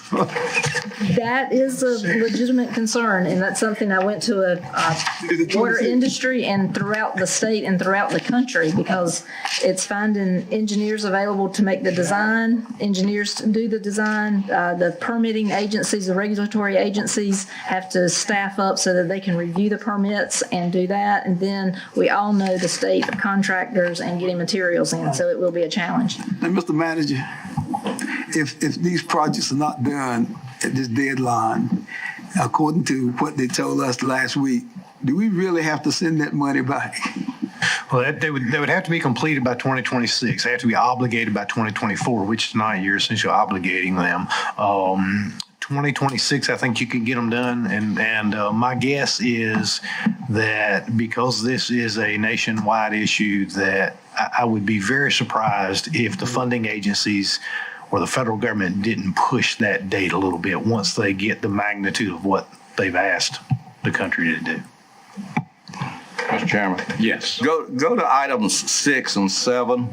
Both of those are close to my heart. Upgrades to existing system, various residential areas with small lines. And number 7 is issues at railroad crossings. Issues at railroad crossings can be big deals on occasion, and you need to get them while you can, because the railroads can be just as bureaucratic as anybody else. Amen. So I would motion that we approve items 6 and 7. Okay, we have a motion for 6 and 7. Is there a second? Second. All right, we have a second. Discussion?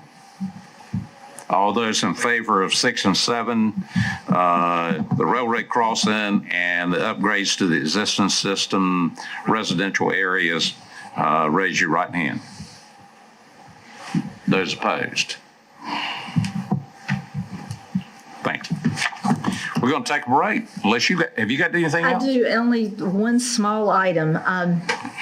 Item number 4, the Roe Avenue.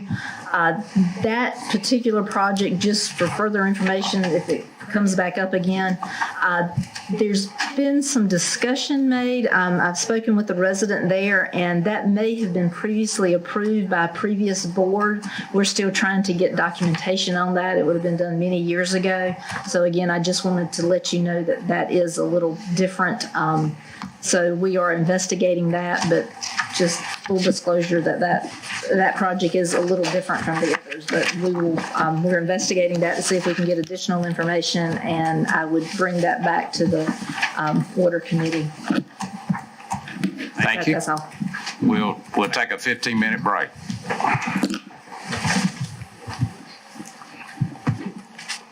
Okay, we're back. We're down to the Finance Department. Anita?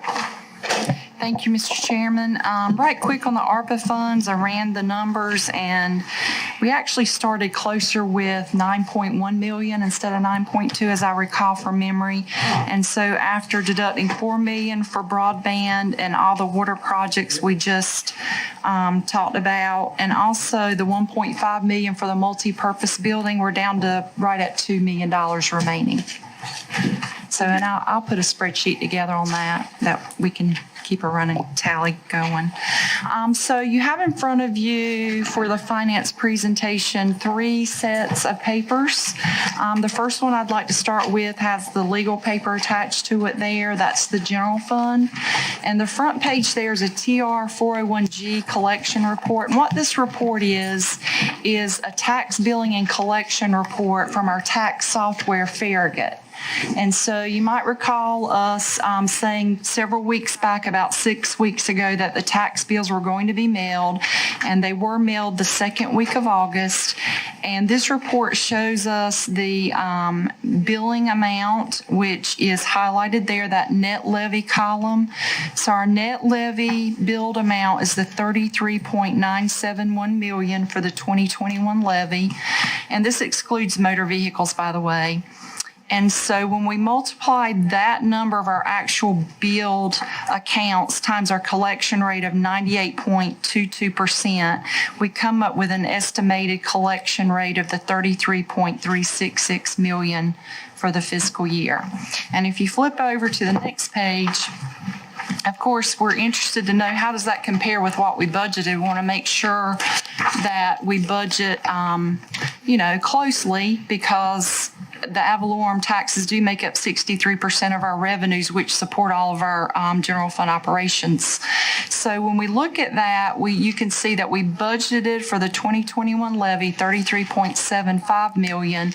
I just told you I expect it to come in at 33.366. So we've got a slight variance. I say slight because when you talk about a $383,000 difference on 33 million, it's right at 1%. So pretty close there, but it's a little less. Anticipated to come in a little less than what was budgeted.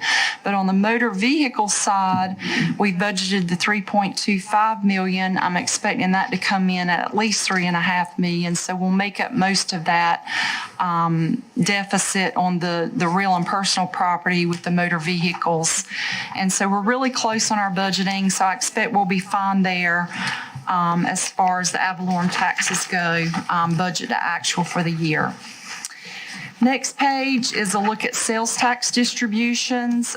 We just received the information on the July sales. Remember, there's a 3-month lag. So the July sales were the second highest distribution that we've ever received. They're $1.1 million. And you can see our highest distribution was actually the month before. The June distribution was $1,130,000. And the state, the entire state saw a huge increase in sales tax for July. The association, their report said statewide there was a 17% increase in the July sales tax compared to July 2020 a year ago. And when you look at our increase, we're looking at the 1920 column, that July number of 804,000.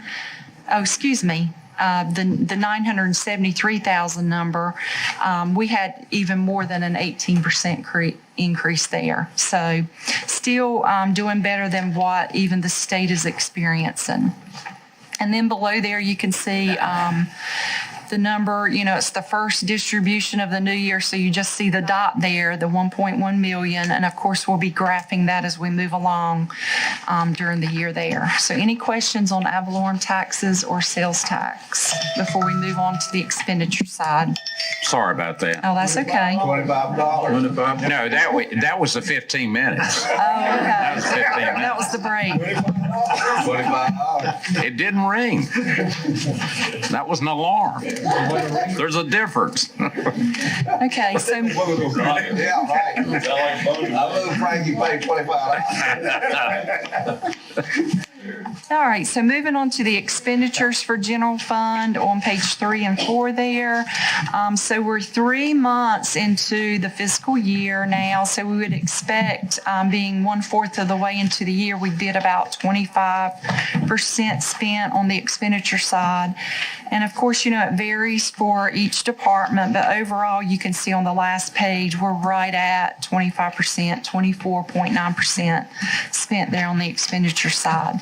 So, just in quick review there, everything looks good. Everything looks reasonable there on the general fund. Any questions before we move on? Okay. Next, you'll see your next stack there is for the Beaufort County Water District. So first we have our revenues on the front page there. And of course, our biggest revenue for the water districts are our sales. I have those highlighted there. We're budgeted at $7.56 million. We've collected the $1.266. And if you go over to the right, that's only 16.8%, which you would expect to be closer to 25% with us being 3 months into the year. But we remember we're a month behind in our billing. So Actually, we've only collected for 2 months, which would be the 16%. So we're right on target there for our sales. On the expense side, moving on to the next few pages there. This is the line item detail for the expenditures. Everything looked reasonable to me as I went down the various line items. You can see on the last page that we're only 20.5% spent on the expenditure side for water, which is lower than the 25% would be, the annualized amount. And the reason for that is because our large debt payments haven't been made yet. They're made in December and June. So once you factor that in, we're right on target where we would expect to be there. So any questions on water? Okay, moving on, solid waste operations is your last stack of papers there. The first page and 3/4 of the next page are the revenues. You can see the first group of revenues there are other taxes and licenses. This is your scrap tire, white goods, and solid waste disposal taxes that we get distributed quarterly from the state. We've received one distribution there for each of those. So you can see we're slightly above. We'd expect that to be at 25%. We're at 28.8%, so that's good. Next, the scrap tire disposal. That is an annual distribution, so came in slightly below what I thought we would collect there because we will not receive any more of that for the rest of the year. And then next is our big revenue for solid waste. That's the solid waste annual fee that is billed on the tax bills, that $170 fee there. And of course, not collected much of that yet, but that's normal. As I've said, with the tax bills, most people pay in November and December. So we will expect to collect most of that revenue in the next couple of months coming up, but we have collected over $700,000 already in the first 3 months there. And moving on to the last page, you can see a detailed listing on the expenditure side for solid waste. And solid waste expenditures are at about 15% spent so far for the year, so well below the 25%, which we would expect. Any questions? Any questions? Okay. Thank you, Anita. Katie, you're up with the Yes, sir. bids and offer to purchase property. Yes, sir. We have 3 properties that are currently available and have received $100 bids on all 3 of them. As a reminder, these properties are going to be listed on GovDeals for these 3 properties. And in anticipation of your approval, I've gone ahead and made a meeting with our GovDeal representative to make sure everything goes smoothly. We reach as many people as possible and that it's done correctly. Okay, we got a motion. Is there a second? Second. And a second. All those in favor, I'm sorry, any comments? Okay, all those in favor, raise your right hand. Thank you. We're down to items for decision. Brian? Thank you, Mr. Chairman. Commissioner Rebholz asked that this be put on the agenda and be held on the agenda for a while, the broadband negotiation update. I don't really have much of an update for you since the last meeting. We are still waiting to see how the great grant bill comes out of the General Assembly. I would tell you that one of the things that we are watching very closely and concerns us a little bit is just the definition and in that bill that talks about unserved and underserved. And the issue there is it reads a location within a county that has no deployment of broadband services or that has internet access that do not meet the definition of broadband. They're defining broadband as 25 down and 3 up. The issue, though, is it also reads unserved or underserved areas where a private provider has been designated to receive funds through other state or federally funded programs designed specifically for broadband deployment shall be considered served if such funding is intended to result in construction of broadband in the area within 18 months or for the duration of the federal funding program for that area. or if the funding recipient is otherwise in good standing with the funding agency's regulations governing the funding program. So you recall last meeting, we spoke about the South Side where there was federal RDOF funding, Rural Development Opportunity Fund funding that came in that some of the larger companies got money. And it's a patchwork across the southern part of the county where they've received federal money to put broadband in. I think that program, I went to look at it today and couldn't find the final number. I think it's a 6-year program. They've got to get it in within 6 years. But what it does is it kind of eliminates our ability, or we're concerned that it may eliminate our ability to put together a great grant application that would allow us to get into the southern part of the county, because according to this, you can't go to areas that have already been funded by by a federal funding source. So that's a concern we have with this language. That's been expressed. I know the association has expressed it as well. We'll just see how that all shakes out. I'll be able to answer any questions, maybe, if you have any. Any questions? In your discussions, is there another option or some alternatives that we might be able to work on as it relates to a tower or towers? Well, I think there is. Well, I say there is. That would be a conversation for the providers to tell us under a wireless. Originally with Great Grant, because Great Grant is a 3-year grant, or it used to be 3-year grant. You got to move fairly quickly to do that, and you really couldn't do a large project by putting fiber in the ground under a 3-year grant.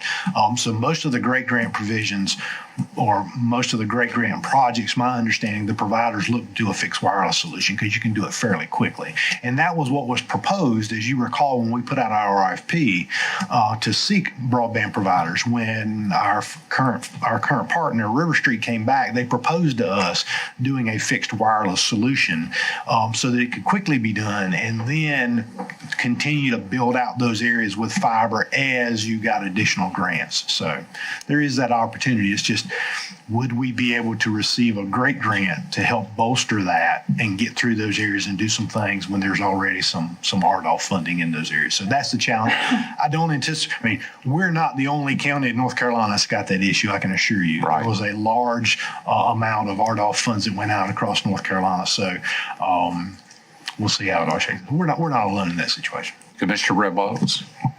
Brian, do you know when RDOF was awarded? When you said 6 years. Yeah, they were going through, they started out, they had a short form, they submitted their stuff, then they went through a long form process. My understanding is in July, they finished up the long form process. They have had some defaults already where companies have said, no, we can't do it for the amount of money you gave us, so we're defaulting on that, or we're turning that back in.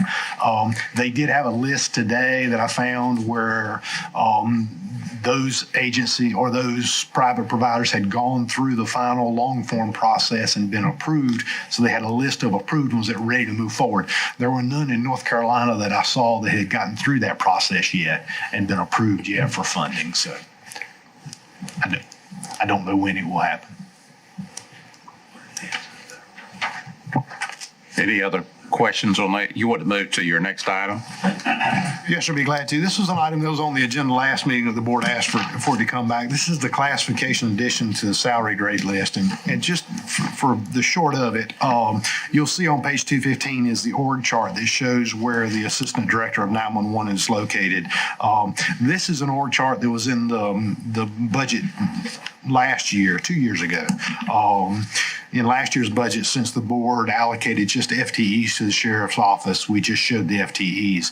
But in prior years, ever since I've been here, we've actually had this same org chart. So the short of it is, when we did the study, we missed that position, and that's on us. That's not on the sheriff's office. We missed getting that position in the right place, and this puts that position in the right place. They are not, in doing this, you are not adding any positions to the sheriff's office. There are no additional FTEs that are going. There's no additional funding being added. This is simply saying, this is where this position is operating. This is where it should be. This is where it should be paid on the pay scale. And we're just asking that you allow us to put that in and make it right the way it should be. Questions? I have a question. Yes. Have we always had an assistant manager? Ever since I think the position really became, and when you say assistant manager, I mean, that's what we're calling it, but it is when the board approved the EMD, when we put in emergency medical dispatch and the board added like 4 additional telecommunicators over there so that we could handle the pre-arrival instructions and things like that for people who need medical emergencies. That was the primary role of that person because there's a lot of auditing that they have to do. They have to review a certain number of calls. They have to make sure that things are going by the protocol. So as I recall, that was when that position became really substantial in what it did. And like I say, when we went through that process, it was one, we missed a couple of them, unfortunately. I mean, it's on us, and we just missed that one in picking it up. But if we put on 4 additional people to do that, that would have been 1 for each shift. There would not have been an assistant manager. We added an additional telecommunicator for each shift to cover the EMD. We had to add an additional shift person. There was 4 people added, so that was an additional shift person. Yes, sir. There was an additional shift person. I don't remember having an assistant manager.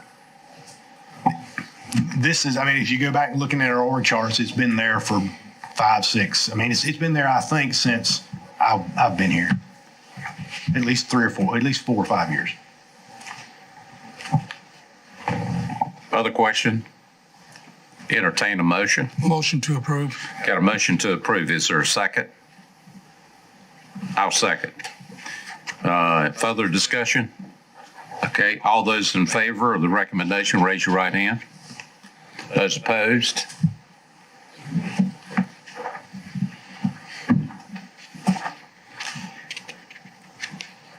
Brian, you've got the next item, Legends and Lure Marker Land Permission Letter.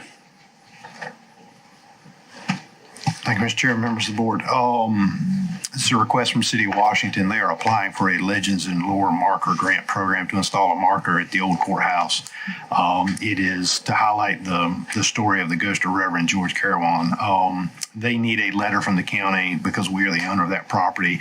If that award is granted, to say that you would allow them to put that marker on county property. So that's what their request is. You have the supporting documentation, and we would recommend your approval. Got a motion to approve. Is there a second? Second. Okay, we have a second. Has anybody heard this story? I've heard it. And if I understand it correctly, the Reverend ended up taking a gun into the courtroom. It's my understanding that the Reverend was on trial and he was in the courtroom and he was found guilty and he stood up and shot the district attorney who was prosecuting him, and then he pulled out another weapon and shot and killed himself. And now he haunts the courthouse. And this Reverend was from Sladesville, Scranton area in Hyde County, if I remember that part of it. Did we get a motion and a second? Okay. I got a question. Did the county have any say so where the marker would be placed? As you see on their note, that's where they will propose it. But yes, we obviously, if it's on our part, we can certainly work with them to get it in the right place so it's not in the way or causing a hazard for whatever. So, but yes, you would, and that wouldn't be a problem. Right. Okay, all those in favor? We never voted, did we? Okay, all those in favor, raise your right hand. Stan, are you, okay. All right, thank you. Item we had pulled. Lloyd, will you come up and we'll do that before we get into the commissioner's agenda items? You might want to turn to page 19 in your book. I raised a question on Wilkinson Solar and also Chakawinity Solar. And the reason I pulled it out is because of the amount of money. And I sent Lloyd an email. So if you'll just tell us why the large refund? Absolutely. So I'm going to actually read something to you real briefly. My assistant assessor handles a lot of the quality control for office, looks over a lot of the records, sees how a lot of it goes. I had her put it into words for me, and then I'm going to be happy to address anything with this.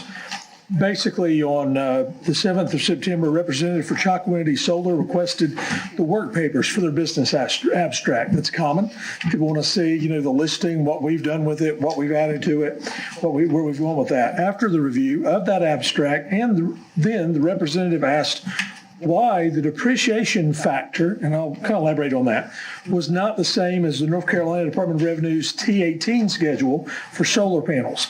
Commonly, our office uses for solar panels a depreciation schedule that was determined by the state. Solar panels seem to be in line with what we feel they should be depreciated at. We use the one that's called the T18. The T18 schedule, simply put, as we just alluded to, was done by the North Carolina Department of Revenue. Due to that question, we reviewed that schedule. We compared it to what our vendor, Farragut, North Carolina Property Tax Systems, that we do, of course, contract with, that we use for our software in the tax department. We started looking at that and compared it to what Farragut, the vendor for billing and tax, had loaded into the system. Now, they loaded that last year. So again, to repeat, depreciation schedule, we put it into the system. It works against the values. It depreciates the values. It goes in. The state sends the schedules. We send the state schedule to Farragut. So Farragut puts all that in. This was done last December before I'd taken over. Essentially, when that happens, we've noticed there was a schedule conflict. There was a problem with the schedule. A lot of those schedules will do certain percentage drop each year. T18 usually referring to an 18-year schedule or something to that effect. So there was a mistake in it that we saw. All properties were then researched. We found 9 properties in the system. 4 of those properties had been paid. Now, that's these solar panels we're talking about here, these specific ones. Those other properties, again, were researched. I apologize. Then the other companies were contacted due to the correction on the T18 schedule, generating refunds to them. When a schedule is changed, updated, corrected, et cetera, it changes everything in the system on what that schedule then recalculation occurs. We have 4 down here. I think there's only 2 that were of a high number. We did have 2 others that will get some refund. I will also say these are on an exemption too, a partial exemption based on a state program. The way that works, I think it's an 80-20 or something to that effect. But these were the amounts that the state schedule that they supplied was put in. There was a mistake in it. My assistant thinks that was mentioned back last year. Again, it may have been. I wasn't fully in here until January 1st. I don't remember if it was or not, to be honest with you, but I know that it was put in and it was not caught until recently. That's it. Does the state get involved in land values as it relates to solar farms? Yes and no. Okay. So this is one of those, I'll be brief, but we'll be happy to elaborate more. So a lot of times, depending on the owner of the farm and the equipment and everything else, the state gets very involved. They get very much. If it's a private entity, then the case is normally no. So we have done a few things out there. One time before this particular farm, I believe something came through here one time on that solar farm, where basically we looked at it and reviewed it for discrepancy. There were some things broke out or something to that effect on the land, if I recall. There's an exemption on part of it. Again, not uncommon. Solar farms, there's some stuff like that, but no, not normally, unless it's something's owned, of course, by a exempt entity, I guess. So we determine the land value locally, not. In this specific case, yes, fairly certainly did. Now, again, there's like the airport, I think, has some things like that. It's a little bit different scenario. Wilkinson owns 1 tract of land and leases 2. That is correct, sir. And I'm assuming. There might be more than that, but yeah. But I'm assuming the land value is the same whether it's leased or whether it's owned. That should be correct, yes, sir. Okay. By the private entity. Anyone else have a question? But this isn't for the land. This is just for solar panel depreciation. For the equipment. Just to clarify, the 80-20 thing, these people are only taxed at 20% to begin with of the original capital value. Yes, if I recall the way that actually works, is that's set up, again, that's one of the exemption programs set up by the state for those programs and everything else, and we're following, of course, state mandate at that point for that. So then the 20% is put on an 18-year schedule, straight line? Yeah, I believe it is. A18, should be 18 years schedule. If I remember correctly in my research when we were talking hot and heavy about it, I think the salvage value is 25% of what that investment is. So it never goes to zero. Never goes below 25%. Yeah, I think it's 25. So basically, most of your schedules have a residual factor too, and you hit eventually a residual. And 25 is a very common residual percentage on most of these. The thing to remember, though, you are still talking a very large amount of money. I mean, most of those have a lot of, obviously, on a purchase price and so on and so forth. Anybody else have a question? Okay, we need a motion to approve the refund. Is there a second? Second. Okay, we have any further discussion? All right, all those in favor of the two refunds, or actually all of the refunds, raise your right hand. Thank you. All right, we're down to Commissioner Richardson. If you just take your items and just go from one to the next. Okay, well, I just want to I'm keeping mega sites on here because I'm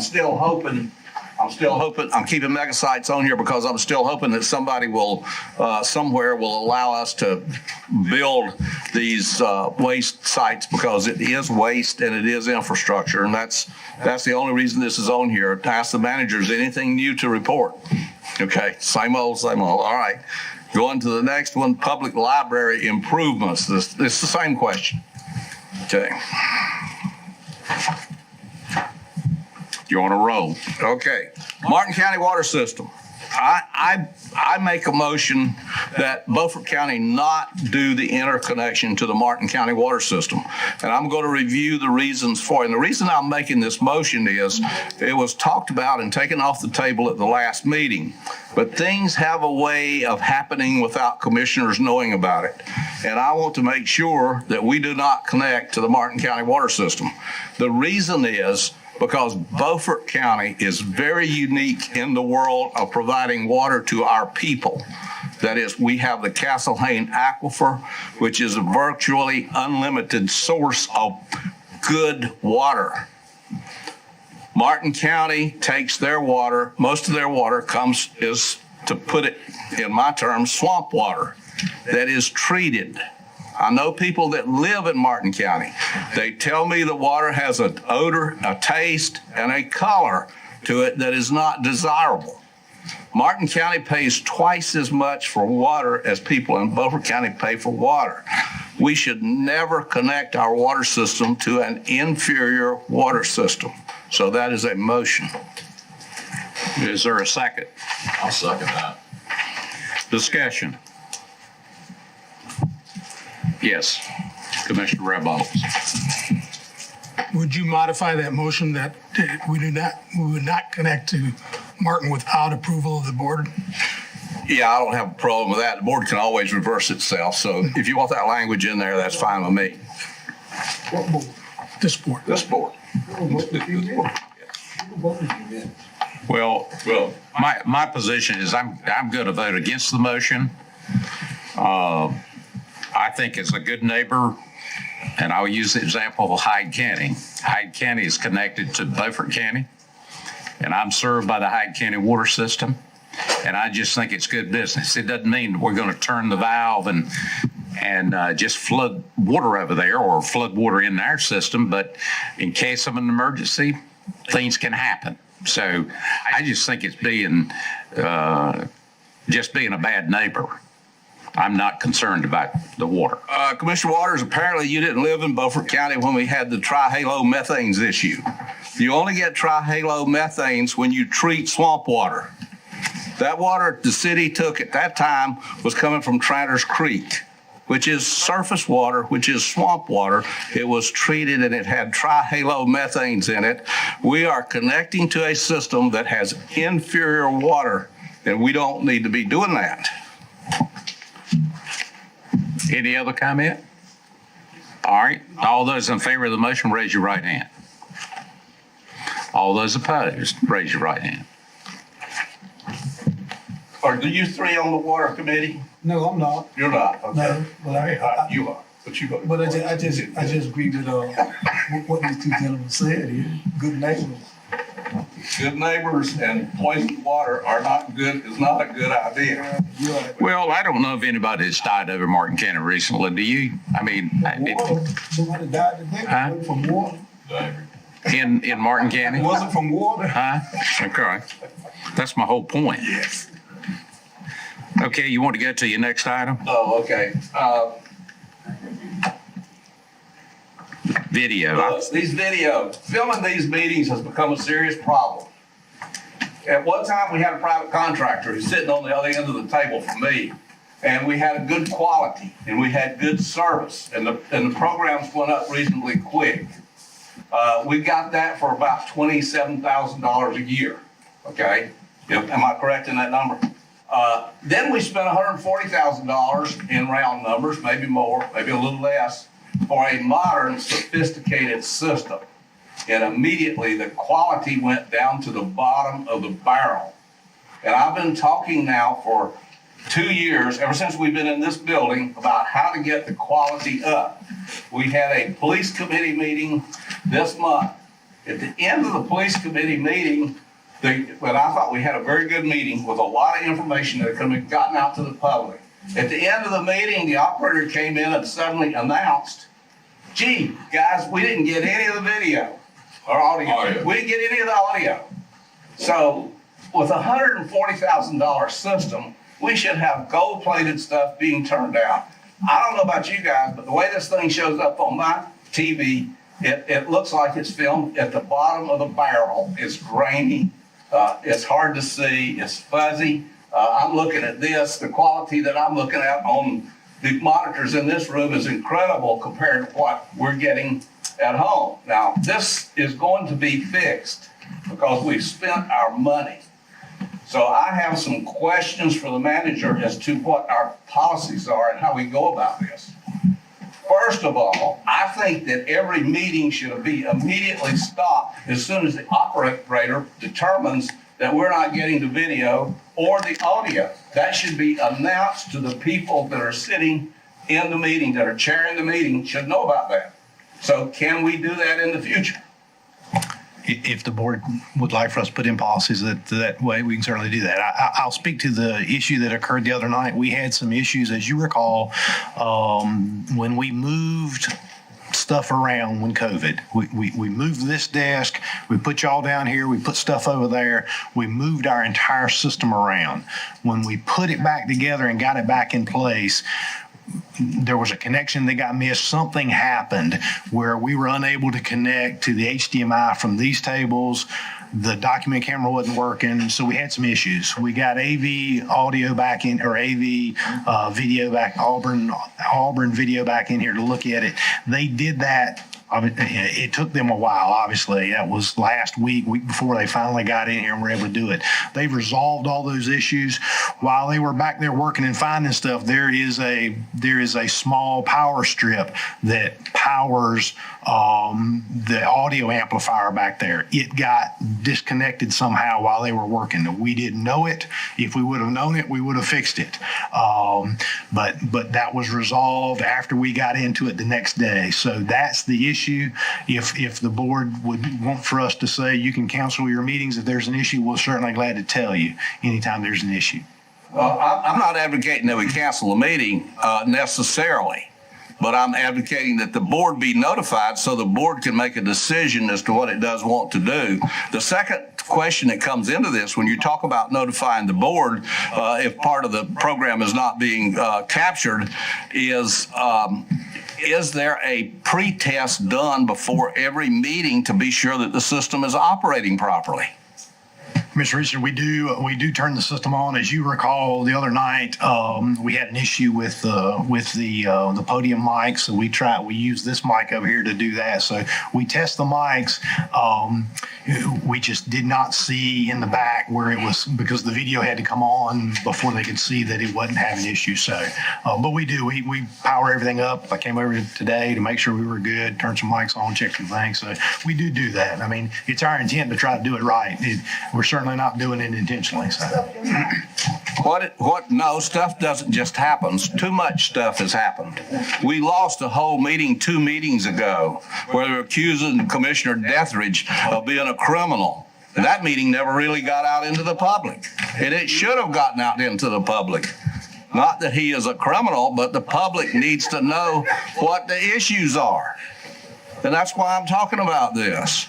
So, I think that there should be a pre-test on every meeting. Have the people that are operating this, have they been trained by anybody? We do have staff that has been trained by the AV folks. But what I will say to you is that our staff is doing this in addition to their other job. So I would be happy if the board would entertain another FTE to be a public information officer, video person, and a host of other duties that we could assign them with to handle public relations related to board activities. If the board would consider that, I'd certainly jump all over that and be glad to have you, someone who was who did that for a living, be able to do that for us. Yeah, we had Randy over there. Mr. Manager. We had as cheap as we were going to get, and y'all fired him. Mr. Manager, excuse me. Are you finished? My button is still on. I thought I still had the floor. Are you telling me I'm finished? No. I just asked a question. Well, then I'm not finished. Okay. But I'm getting real close to being finished. When people finish in here, I want to make the motion that the system be cranked up before each meeting and tested, and that the board or whoever is meeting be notified immediately that we're not picking up audio and or video, so that a decision can be made about how to proceed with the meeting. Before you make that motion, I'd like everybody to speak for Okay. Can I go? Yeah. Obviously, I'm not a criminal, but what is criminal is first to have this expensive, elaborate system, and we record in 360 dots per inch, pixels per inch, and I would suggest that we record every meeting in 1080p and upload it at least in 720p. And if you would put that in your motion, I would appreciate that. That would reduce the graininess. And 1080 would eliminate the graininess. I do believe that this system can record in 4K. The problem with that's going to be what they show it on in cable. But they can be recorded in 4K, reduced to 1080p. Right, but where we were showing it at Sudden Link, it was just a basic DVD player, so they didn't have the ability. Now, if you want to have a discussion of being able to wire it right in there, that is coming up, and I think that's the future, to be able for them to download it, and then you could be at that same level you're talking about, even more. 1080. Right. 1080 would be great. Yep. So, Mr. Chairman, if I can speak to that. Yes. So there were some issues with Sudden Lake, obviously, as y'all recall. Sudden Lake closed their local office. That was our avenue for getting those meetings broadcast on the local Sudden Lake channel. We do have other channels that we broadcast to. The City of Washington helps us on their PEG channel, and River Street does it on theirs, as well as we have it listed on the YouTube channel. Have had conversations, those have been slow conversations with Sudden Lake, but they have agreed now that they will set up a drop box at the Hackney Avenue location where we can drop off a DVD. Again, they will put it in and play it. I think it's actually become out of the head end in New Bern. But they've also given us some additional information that if the board The question he asked me was, well, are your folks willing to spend some money? Because what they're talking about, if you want to send it directly to them at the head end, it requires a what they call a hypercaster peg broadcasting piece of equipment where, and I have a meeting scheduled with their engineers tomorrow to answer some questions that I have about it. But it's my understanding this would allow us to stream, because what I wanted to do is make sure we could stream and rebroadcast. My understanding is we have the encoder, we have a dual channel encoder back there that we could do both. We could both send it to our normal stream and then also send the dual stream to them. But I wanted to confirm that with their engineers first. This would then allow us to stream the meetings through their access channel, also upload the videos and whichever videos those are, and then schedule them. So the question I also had on that was, would we be handling the scheduling? They would actually host this piece of equipment in their head end. You would obviously pay for it, but they would host it in their head end. And my hope would be that we would have access to handle that scheduling, but that's the questions I have for them. This is about a $10,000 piece of equipment. So, but they have provided those options to us if that's what you want to do. We just need to know. And again, we're still watching it. Well, Mr. Manager, I want you to tell the young lady, I think she's doing a very good job. Thank you, Commissioner Booth. Melissa does a absolutely fantastic job. It's not part of her. It's one of her other duties as assigned, and I think she does a great job. As well as Marshall. Marshall does the work as well for us, and again, that's another other duty as assigned. So thank you. You test the airplane before you get on them, and they still crash. So stuff happens. If we do get this, are able to get this system, I'd like to see it on 24 hours a day, unless Marshall probably could come up with, information, or even if it's promoting Beaufort County stuff. Yeah, I'm not sure. You got to remember, of course, this is not our PEG channel. This would be theirs, and it's their government access channel. So I don't know that would necessarily give us the ability to control that entire channel. But we can certainly have those conversations. I would say to you this: you're again adding additional duties to our folks who is other duties is assigned, and I would put forward to you if you really want to make this thing right, I can handle that with another FTE. Any other discussion? All right. One more thing. In your discussions tomorrow, just ask them about who could control the channel. Because I think that's a great way. We talked about how do we get information out to people. This is a great way to do it. Yeah, I mean, that was part of my list of things I had to ask him, because I wanted to make sure that I wanted to know who was scheduling it, because in reading the brochure that they sent me, it says you upload it and you can schedule it. Well, I would want us to be able to schedule it so that if we had multiple meetings going on, we could upload multiple meetings and say on this date you're playing this meeting, on this date you're playing this meeting, things like that. Or you could play them multiple times a day. Okay, I'm going to oppose the motion because I think the staff's doing a good job. Anybody else got anything to say? Yeah, I want to make my motion. Well, you've already made it. No, I really haven't. No, I haven't made it. I just said I would wait to make it until everybody had spoken. You made a motion, and then he asked if he could amend it. No. He asked me if I would amend it to include pixels. Right. We're doing it. Yeah, just do it again. I mean, I move that a test be performed before each meeting to assure that the system is working properly, that notice be given to the whoever's conducting the meeting, that should a defect occur, and number 3, that we record it in higher than 360 pixels. And dispense it in higher than 360 pixels. Minimum of 720 pixels. Well, you want to say a minimum of 720 pixels. Does that work?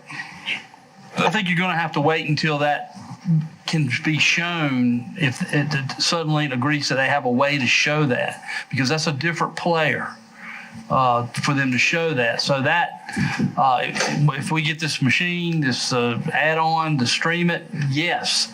But if you're putting it on a DVD and putting it in a Dropbox, that's not going to be accurate. Let's just say higher than 360 pixels, and then if you get the new machine, then you can do it in higher than 360 pixels. Okay. Does that work? That's my motion. Amend that to the highest pixels possible. To the high, okay, to the highest I made it pixels look so easy all those years. Candy, do you want them to restate it, or you got it? You got it, all right? Anybody else got a comment? All right, let's call for a vote. All those in favor of the motion, raise your right hand. All those opposed? Thank you. Mr. Chairman. Mr. Chairman. Well, I mean, you go ahead, you make everything else political, so we expect that. We expect it. Truth on you. I'm gonna Yeah. tell what happened. Yeah, And it's gonna be, the public's ears are gonna burn. yeah. Technical problems happen, just like with an airplane, so you go ahead. I'm gonna do the political problem with that. Are you finished? Yes, you've had your chance. though. Okay, all right. We're down to Commissioner Stan Deathridge. Mr. Chairman, real quick, could I just sorry. ask that question? Do you want me to continue to pursue this opportunity for streaming and uploading to Sudden Lake instead of just a Dropbox DVD? I mean, I have no problems with it continuing to investigate it. I just want to make sure. Yeah. Thank you. To investigate. You need that to be a motion? Okay. All right, Commissioner Deathridge.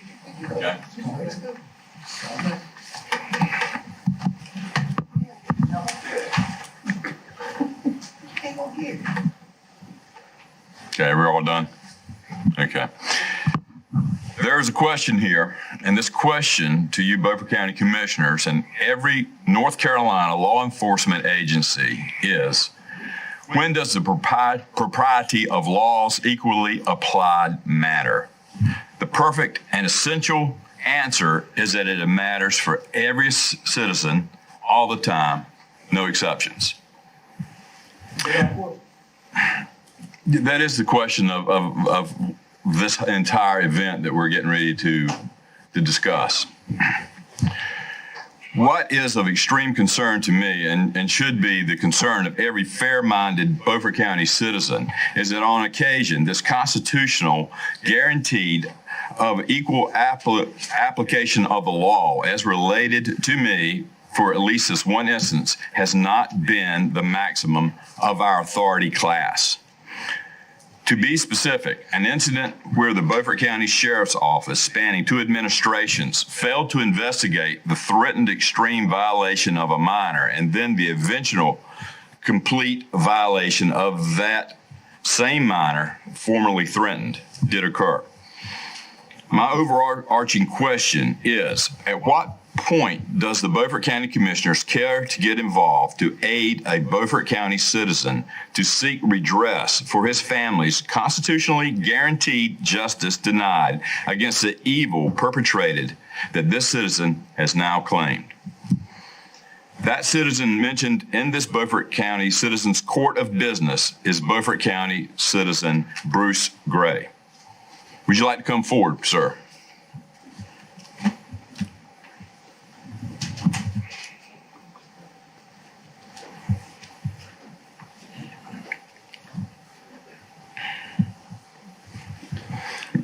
Yes, sir. Thank you. Mr. Gray, do you come before these Beaufort County Commissioners on your own volition, on your own free will? Oh, yes, I do. And you intend to speak honestly? Oh, yes, as sir. you know it? Completely. Would you now speak to this particular problem before these commissioners and this people's political court of the people's governance? This is concerning children being sexually molested and trafficked, and me trying to get some justice in stopping this.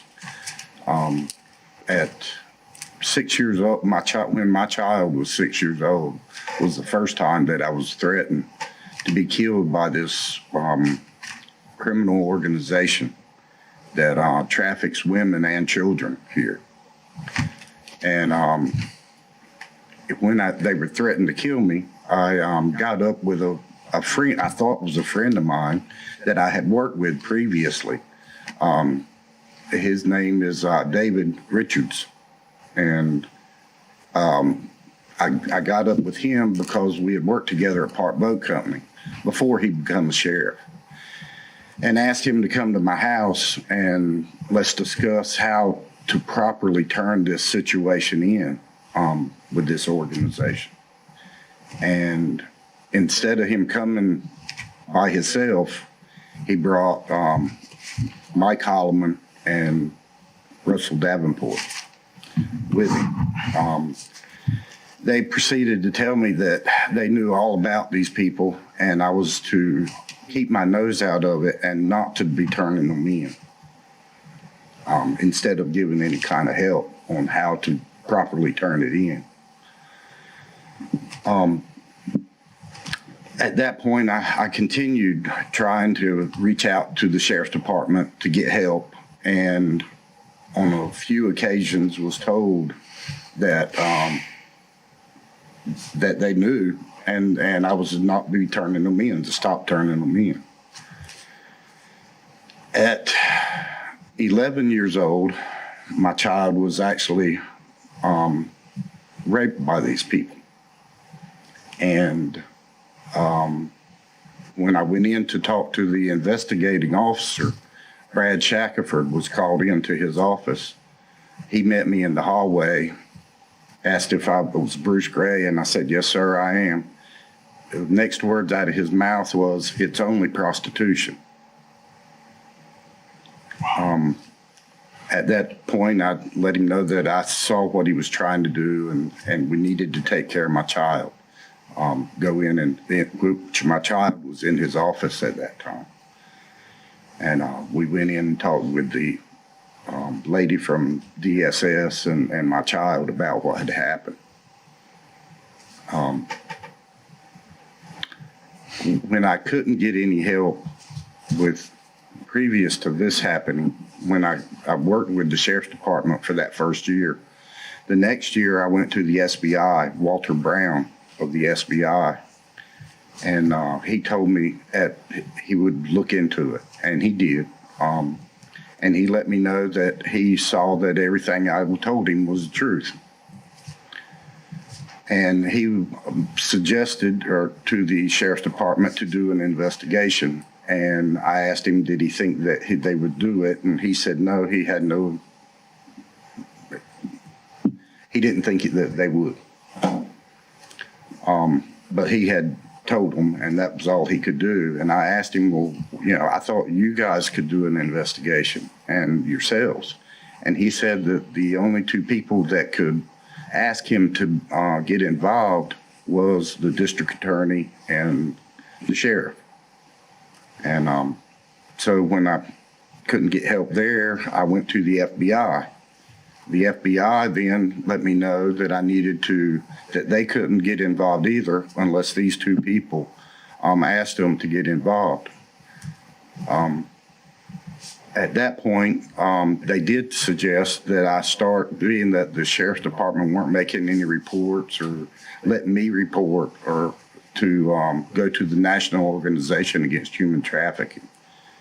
I worked with them for now about 6 years in reporting these people and reporting the sheriff's department for not helping, and the Department of Social Services too. I was actually told by two different supervisors of the Department of Social Services that Abby Williams the last time and Barry Johnson in the beginning, that they knew, and I was not to be turning these people in.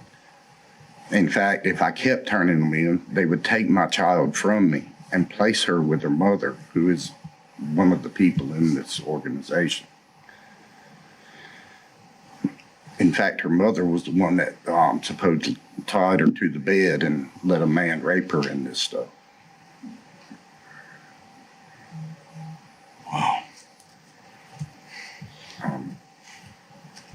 And that's what, DSS, it did when they actually put on court papers that I hadn't turned it into the proper authorities, and took my child for 2 years, placing her with her mother. I have full custody.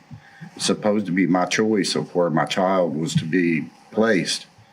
but they placed her with her mother's family, who tried to have her change her mind about what had happened. And thank the Lord for the therapist not letting them have contact with these people anymore, and telling them to reunite us. That's the only way that I was able to get my child back from the Department of Social Services, was through our therapist and the Lord.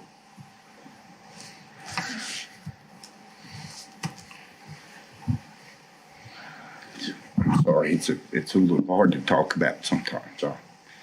There again, thank the Lord for the therapist. They've done a great job.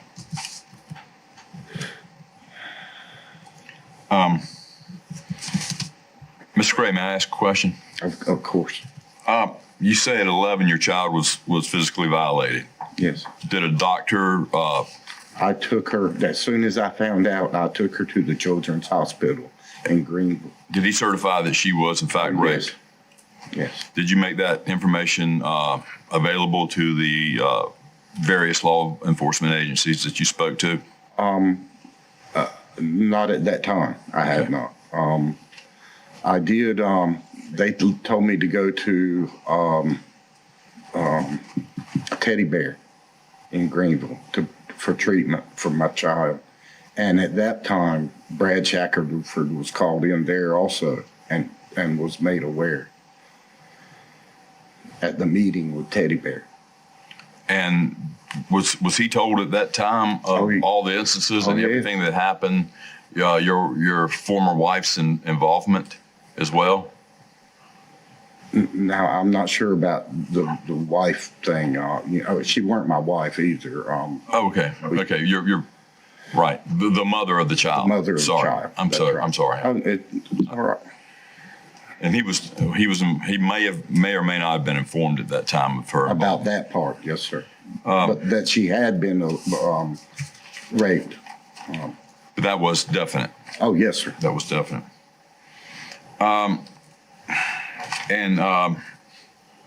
In the office of Teddy Bear with the therapist. And they are aware of such, and they made record of such. Yes. Okay.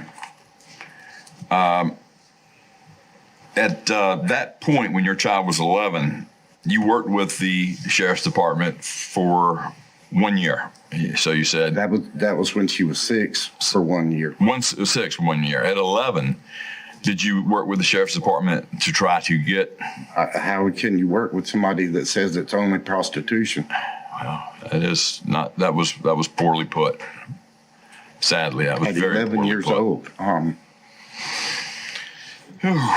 And at that time, you did contact the SBI? Oh, I done that after 1 year of working with the sheriff's department when she was 6. Okay. When she turned about 7 years old, is when I started working with the SBI, and then informed the FBI after working with the SBI for 1 year, and him telling me that he saw that what I was saying was true. And he suggested them doing an investigation, and he also let me know that he had no idea that they would. At 11, when that incident terribly occurred, did you feel powerless, or? Of course. When you look into the people that you're supposed to look to for help, and to be told that not to be turning these people in. I may have some more questions later. Does anybody else have any questions? Do you have an attorney? I've tried to get an attorney. I cannot get an attorney to even look at the proof that I have on paperwork. You cannot? No, sir. Thank you. I've tried. Well, when you say you presented evidence to the sheriff's department that a crime had been committed, and you say that your daughter was tied to a bed and raped, and then was taken to the Teddy Bear Clinic, in relationship to time of the actual rape and the time they went to the teddy bear clinic, how much time are we talking about?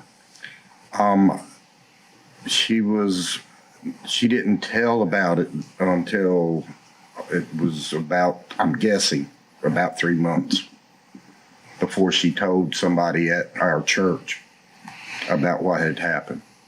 And then DSS come out and asked me about it, and that's when I found out. Okay, so the Department of Social Services actually was doing an investigation. They're the ones that come out and told me that it had been reported by my child. As a result of their investigation, they in turn turned over whatever information they had to the Sheriff's Department. I'm assuming so. And then you're saying to me that the Sheriff's Department did nothing. And so my next question is, what did you say to the District Attorney's Office? I was told by the SBI to write the District Attorney a letter, and I did, and that was part of the year that I worked with the SBI. You're somewhat confusing me. I understand. Right. And this is from my point of view, and I'm not calling you a liar because I really don't know. If my daughter had been raped and the Sheriff's Department would not do anything, I would not write a letter to the District Attorney's Office. I would, in fact, go to the District Attorney's Office and demand to talk to the District Attorney. He, in turn, could force the Sheriff's Department to do the investigation. But you also say that you talked to the SBI and that they said that you actually had a case, but they couldn't do anything with it. So my next question is, did you talk to the Attorney General? He is the highest law enforcement officer in the state of North Carolina. No, sir. I don't know that much about the law. I'm just a regular working man, and that may have been my fault by not doing that. But let me ask you this: was there anybody advising you on what you should be doing? The man from SBI, Walter Brown, advised me, but he was advising me before the rape of my child. Let me say this: I was a deputy for 14 years, and I did investigations. And I hear what you're saying, but the dots are not connecting for me. That's the problem I have. Your dots are just not connecting. And I've been away from the Sheriff's Department since 1996. So, such an egregious crime for any law enforcement officer to hear such a thing and to ignore it. That's just a tough one for me. It's hard for me to believe also. Okay, thank you.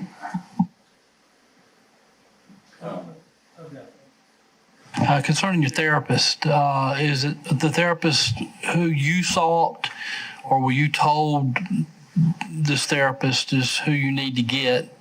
And are you paying for the therapist yourself? Yes, I did. Okay, so how did you get this therapist? How did you know to contact this therapist? When I was over at the teddy bear clinic, I broke down and asked the lady that I needed help as well. Okay. And she advised me to this lady.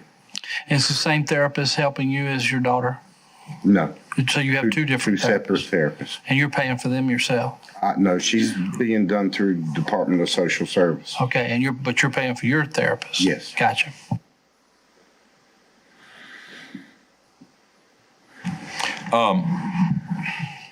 When did DSS get first involved? I think you told us it was after the first threat when your daughter was around 7, 6, 7. All right. Yes, that's right. Did they believe you, or did they find you credible? Barry Johnson again told me not to be turning these people in. Okay. Thank you. So you felt at that point you weren't getting any service from them. You didn't feel like you were getting any service from the Beaufort County Sheriff's Department at that time because it was only prostitution. then you found out about the mother of the child, probably from the child. Am I right? No. I found this out through the Department of Social Services. They found out. Oh, okay. That's what my child had told them. Like I said, my child didn't tell me. Oh, well, that's... She told somebody, and I've always told my child, if anything was to happen and you didn't feel comfortable telling your daddy, to tell somebody that you trusted. And she did. She told the people in church. At that point, when your daughter told the Department of Social Services, they did no longer wanted to place a child with the mother or the mother's family, or did they still want to do that? That happened sometime later, when they actually said that I hadn't turned it into the proper authorities and took it, even though they're the ones that told me about it. Well, they are the proper authorities. Yes, sir. All right. Seems like lots being passed. Now, Mr. Gray has admitted he's a simple man.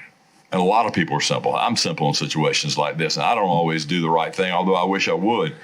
And maybe I wish I knew the right things. And maybe you didn't know the right things to do. And maybe you went up to doors that were closed into your face, it sounds like to me. And this is his story. Is it true or not? Is that for us to even decide? It's not for us to decide. I don't think it's for us to decide. What we should decide is, should this be investigated at some level here in North Carolina? Finally, be investigated. I understand what you're saying, Commissioner, but I don't think there's, out of these 7 commissioners sitting up here on this dais, none of us have the authority to tell nobody to investigate anybody. Number one, you got to have elements. First, you got to have the facts that a crime has been committed, which I don't doubt. I understand. But we just don't have the elements. We don't have nothing. I don't feel comfortable in sending somebody to the Attorney General, say investigate them, when I don't even know I'm still in a fog. The thing where I'm in a fog, this thing has been happening from 6 years old up until 11 years old, and nobody, and I think, and I just don't know. I mean, I agree with you wholeheartedly. He needs help, but I don't know what we can do as a commissioner. We can't empower nobody to arrest nobody. We can't do that, but we could, as a governing body, hearing one of our constituents request the Attorney General's office to at least look into it, send the SBI, which never got involved to begin with, and he did speak to the SBI.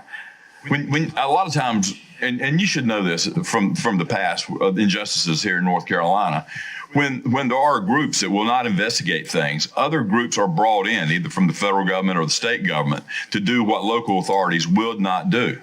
And the local authorities may be wise to not do it, but we don't know as a people until we have a investigation, which to this point we've had none. And I don't have and like I said before stated, I do not have a problem with it being investigated, but I just don't feel comfortable, and I'd do anything in the world, brother, to help you if I could, but I don't feel comfortable asking somebody to investigate something that I don't know anything about.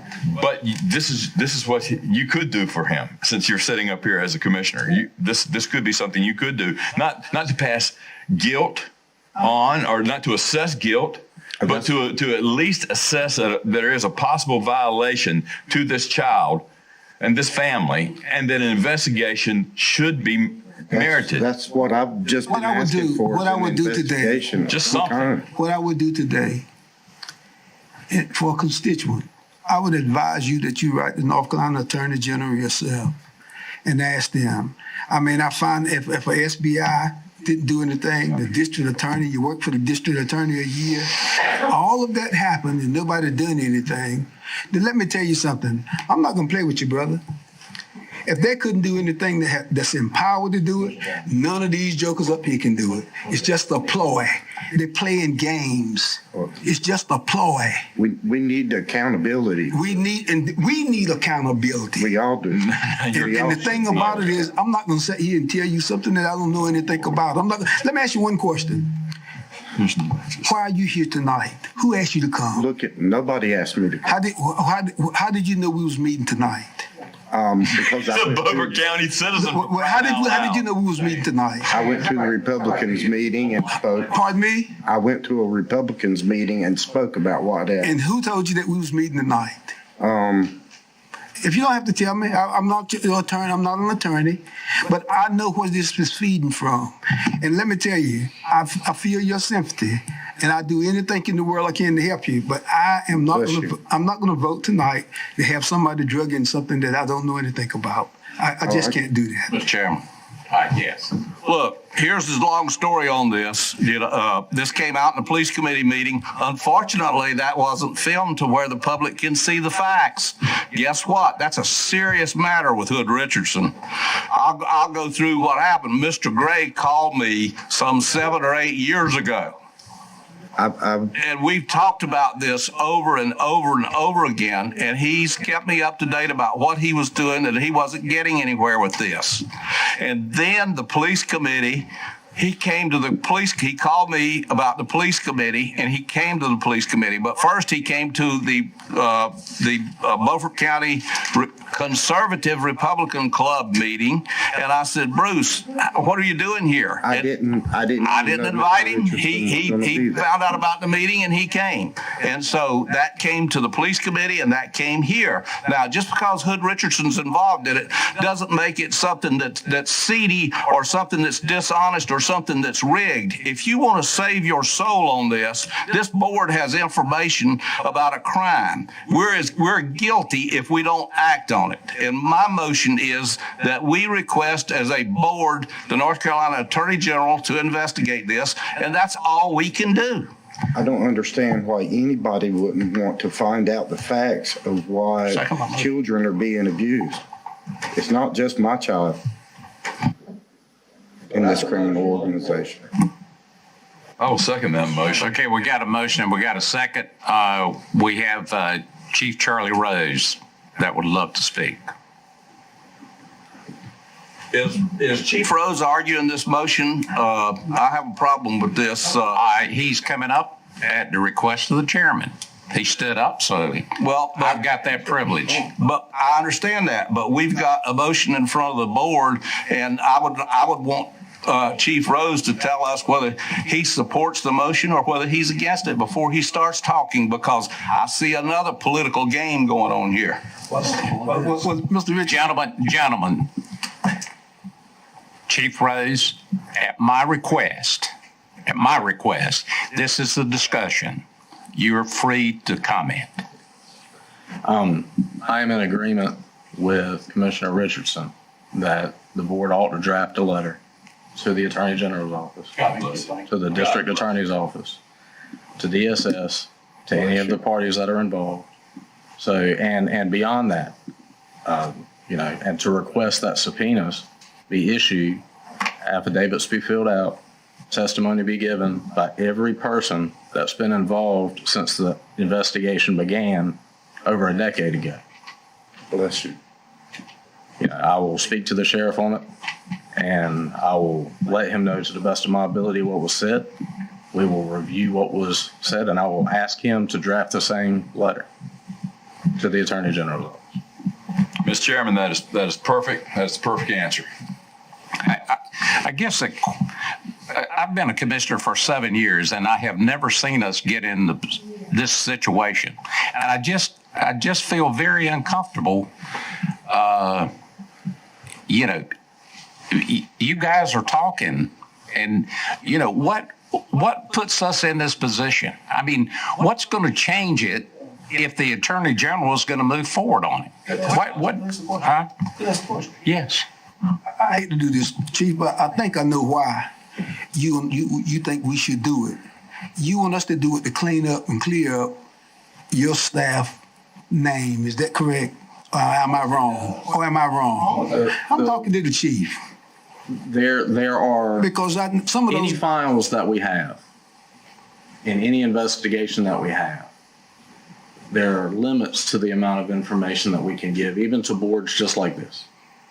That if the Attorney General's office or an investigation that was into investigations that are conducted by DSS, by any law enforcement agency, by the District Attorney's office, then that office will have the access to everything that was done, everything that was said, everybody that was talked to, and could give reasons why something was done or was not done.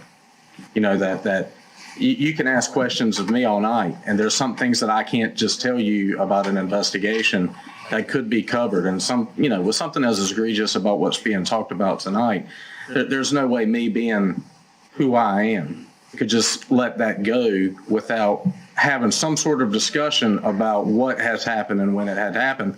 And I'm speaking from a person that I'm standing beside this person, and I've never spoken to him.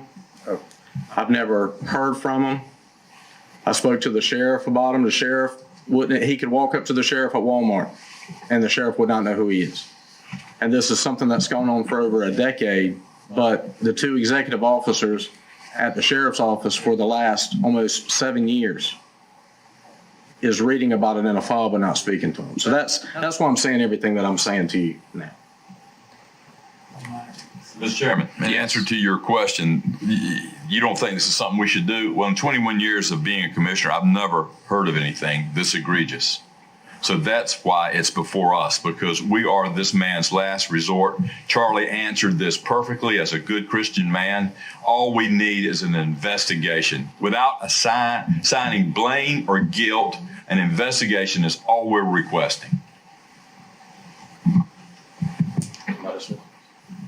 Yes. Yes. Any other comment?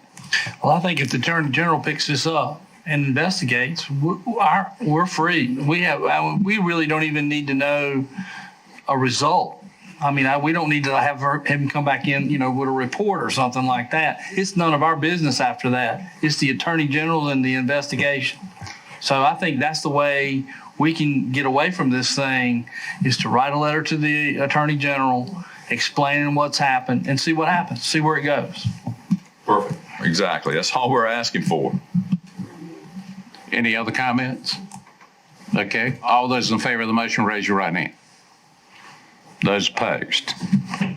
Wow. This is a miscarriage of justice on a grand scale. I will have comments on this at the end of the meeting. Sorry, Mr. Gray. You've got your investigation. I'm sorry, sir. These morons didn't vote for it, but I can assure you the Attorney General will investigate it. Again, I just don't understand why anybody wouldn't want to find out about children. Because they're political. Thank you. Thank you very much. All right. We're down to the border crisis, Commissioner Deathridge. Yeah, right now on the border, and this is an ongoing problem we have a southern border that's wide open, a northern border that's closed. They're trying to affect the browning of America. Their words, the words of the Democratic Socialists who want to change the demographics of voting in America for always and ever. In August, there was a record of over 200,000 illegal migrants coming across our border during one of the hottest periods of the year, the time of year when they never come, almost. 200,000 came because they've gotten a green light from the Biden-Harris administration to please come, do our bidding. They're not being checked for COVID. Estimates are between 20 and 30% of COVID coming across the border. Once they get thrown in these cages, they began as the Obama cages, then they became the Trump cages. Now they're the Biden-Harris cages. That COVID foments to a greater elevation. We're probably getting 40, 50% being sent out into America. Now, this hypocrisy is for all to see. It's too much, and we as commissioners are going to end up paying for it. And our constituents will foot the bill. So we have to be active now and care about it now. So I'm going to be talking about this every month, especially with 60,000 migrants now massing in lower Central America to move up here as an invasion. 400,000. 100,000? 400. 400? Thank you, sir. That's right. So this is happening. They keep saying that the border is closed, and nobody with a full working brain believes that. It is open, and is open for a political future for Marxism. And this is their march, and we're going to pay for it. And we need to be cognizant of it now. We need to know what their goals are, and we need to be ready to do what we can do on the local level. I have a friend thinks we should secede from the union. Not only us, but every state that believes in the Constitution against the states don't believe in the Constitution. So, I mean, it's down to that at this point. All right, I'm done. Thank you. Okay, before we go into closed session, we're going to go in the back conference room. So anybody who wants to stay here, you're welcome to stay. Katie, would you like to read us into closed session? A motion is needed to go into closed session under NCGS 143-318-11A3 to consult with an attorney employed or retained by the public body in order to preserve the attorney-client privilege between the attorney and the public body in regards to Beaufort County versus AmerisourceBergen, and to discuss information relating to a property tax issue. Need a motion to go into closed session. Add a second. Second. All those in favor, raise your right hand. Thank you. They put themselves on the grill. They are on the grill. Thank you. There you go. All right. Need a motion to come out of closed session. Is there a second? Second. All right. All those in favor, raise your right hand. Okay. David? We need a motion to approve Lloyd's number. So we'll try to get this case up. John? If you gentlemen don't mind, I'm going to give all four parcels real quick, just for record, and then I'll break it down real quick. Okay. So basically, it is 4 different read numbers. We're going to have read numbers 07945, 07946, 32358, and again, 32358, sorry, and then 17876. And really quickly, that comes up to a total of, if you add them together, 1,799,684. I can break that down more individual if I need to, but that should be okay. Okay, motion to accept Lloyd's recommendation at 1.8 million. I'll second the motion. Any discussion? All those in favor, raise your right hand. Thank you, Lloyd. Make a motion to. No, I want my comment motion period. to adjourn? No, I want my comment period. That's on the agenda. You guys close with that for me. Frankie, you might want to hear this because you're the one person that needs to hear this. I've got other issues that I need to address. No, you don't. This is an important issue. This board made a serious mistake tonight in not voting for the investigation, simply because the Board of County Commissioners is the ultimate authority on a lot of issues in Beaufort County. We have commissioners that want to play serious politics and make the public believe things that are not true. Since I've been on this board, we have affected sheriffs, we have affected judges, we have affected the U.S. government. We have affected district attorneys. There's only one board in the county that can take on issues like this that are not investigated. The public only has one place to appeal to, ultimately, when it is not done correctly. Now, these people on this board that voted against this do not realize what they were elected to do, and that is to keep this county honest. There is no law against voting for the right thing under any conditions. We are the ultimate authority when it comes to applying political pressure to get things done. And if you don't understand what your duties are, you need to resign. Moment to speak. I asked for that privilege, even though our chairman flew the coop. Commissioners, you have a constitutional duty to observe and understand what the laws are of the land. And that one of those laws of the land is that the law will be applied equally. And I shouldn't have to tell all of you that. I shouldn't have to lecture you.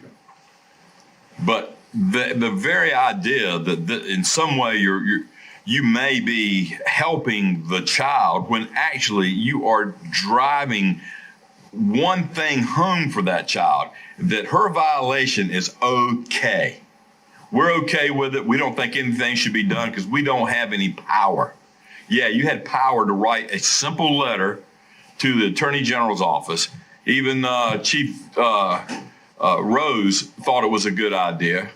Of course they want absolution. Why wouldn't they? Everybody needs to be absolved of their guilt or not. And an investigation would find that out possibly. But I think Randy said it best.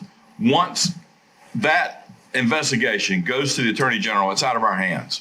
We've done all we can do. There's not but so much we can do. And when Hood says we've made a difference, those differences were made by very narrow margins. Am I right, Hood?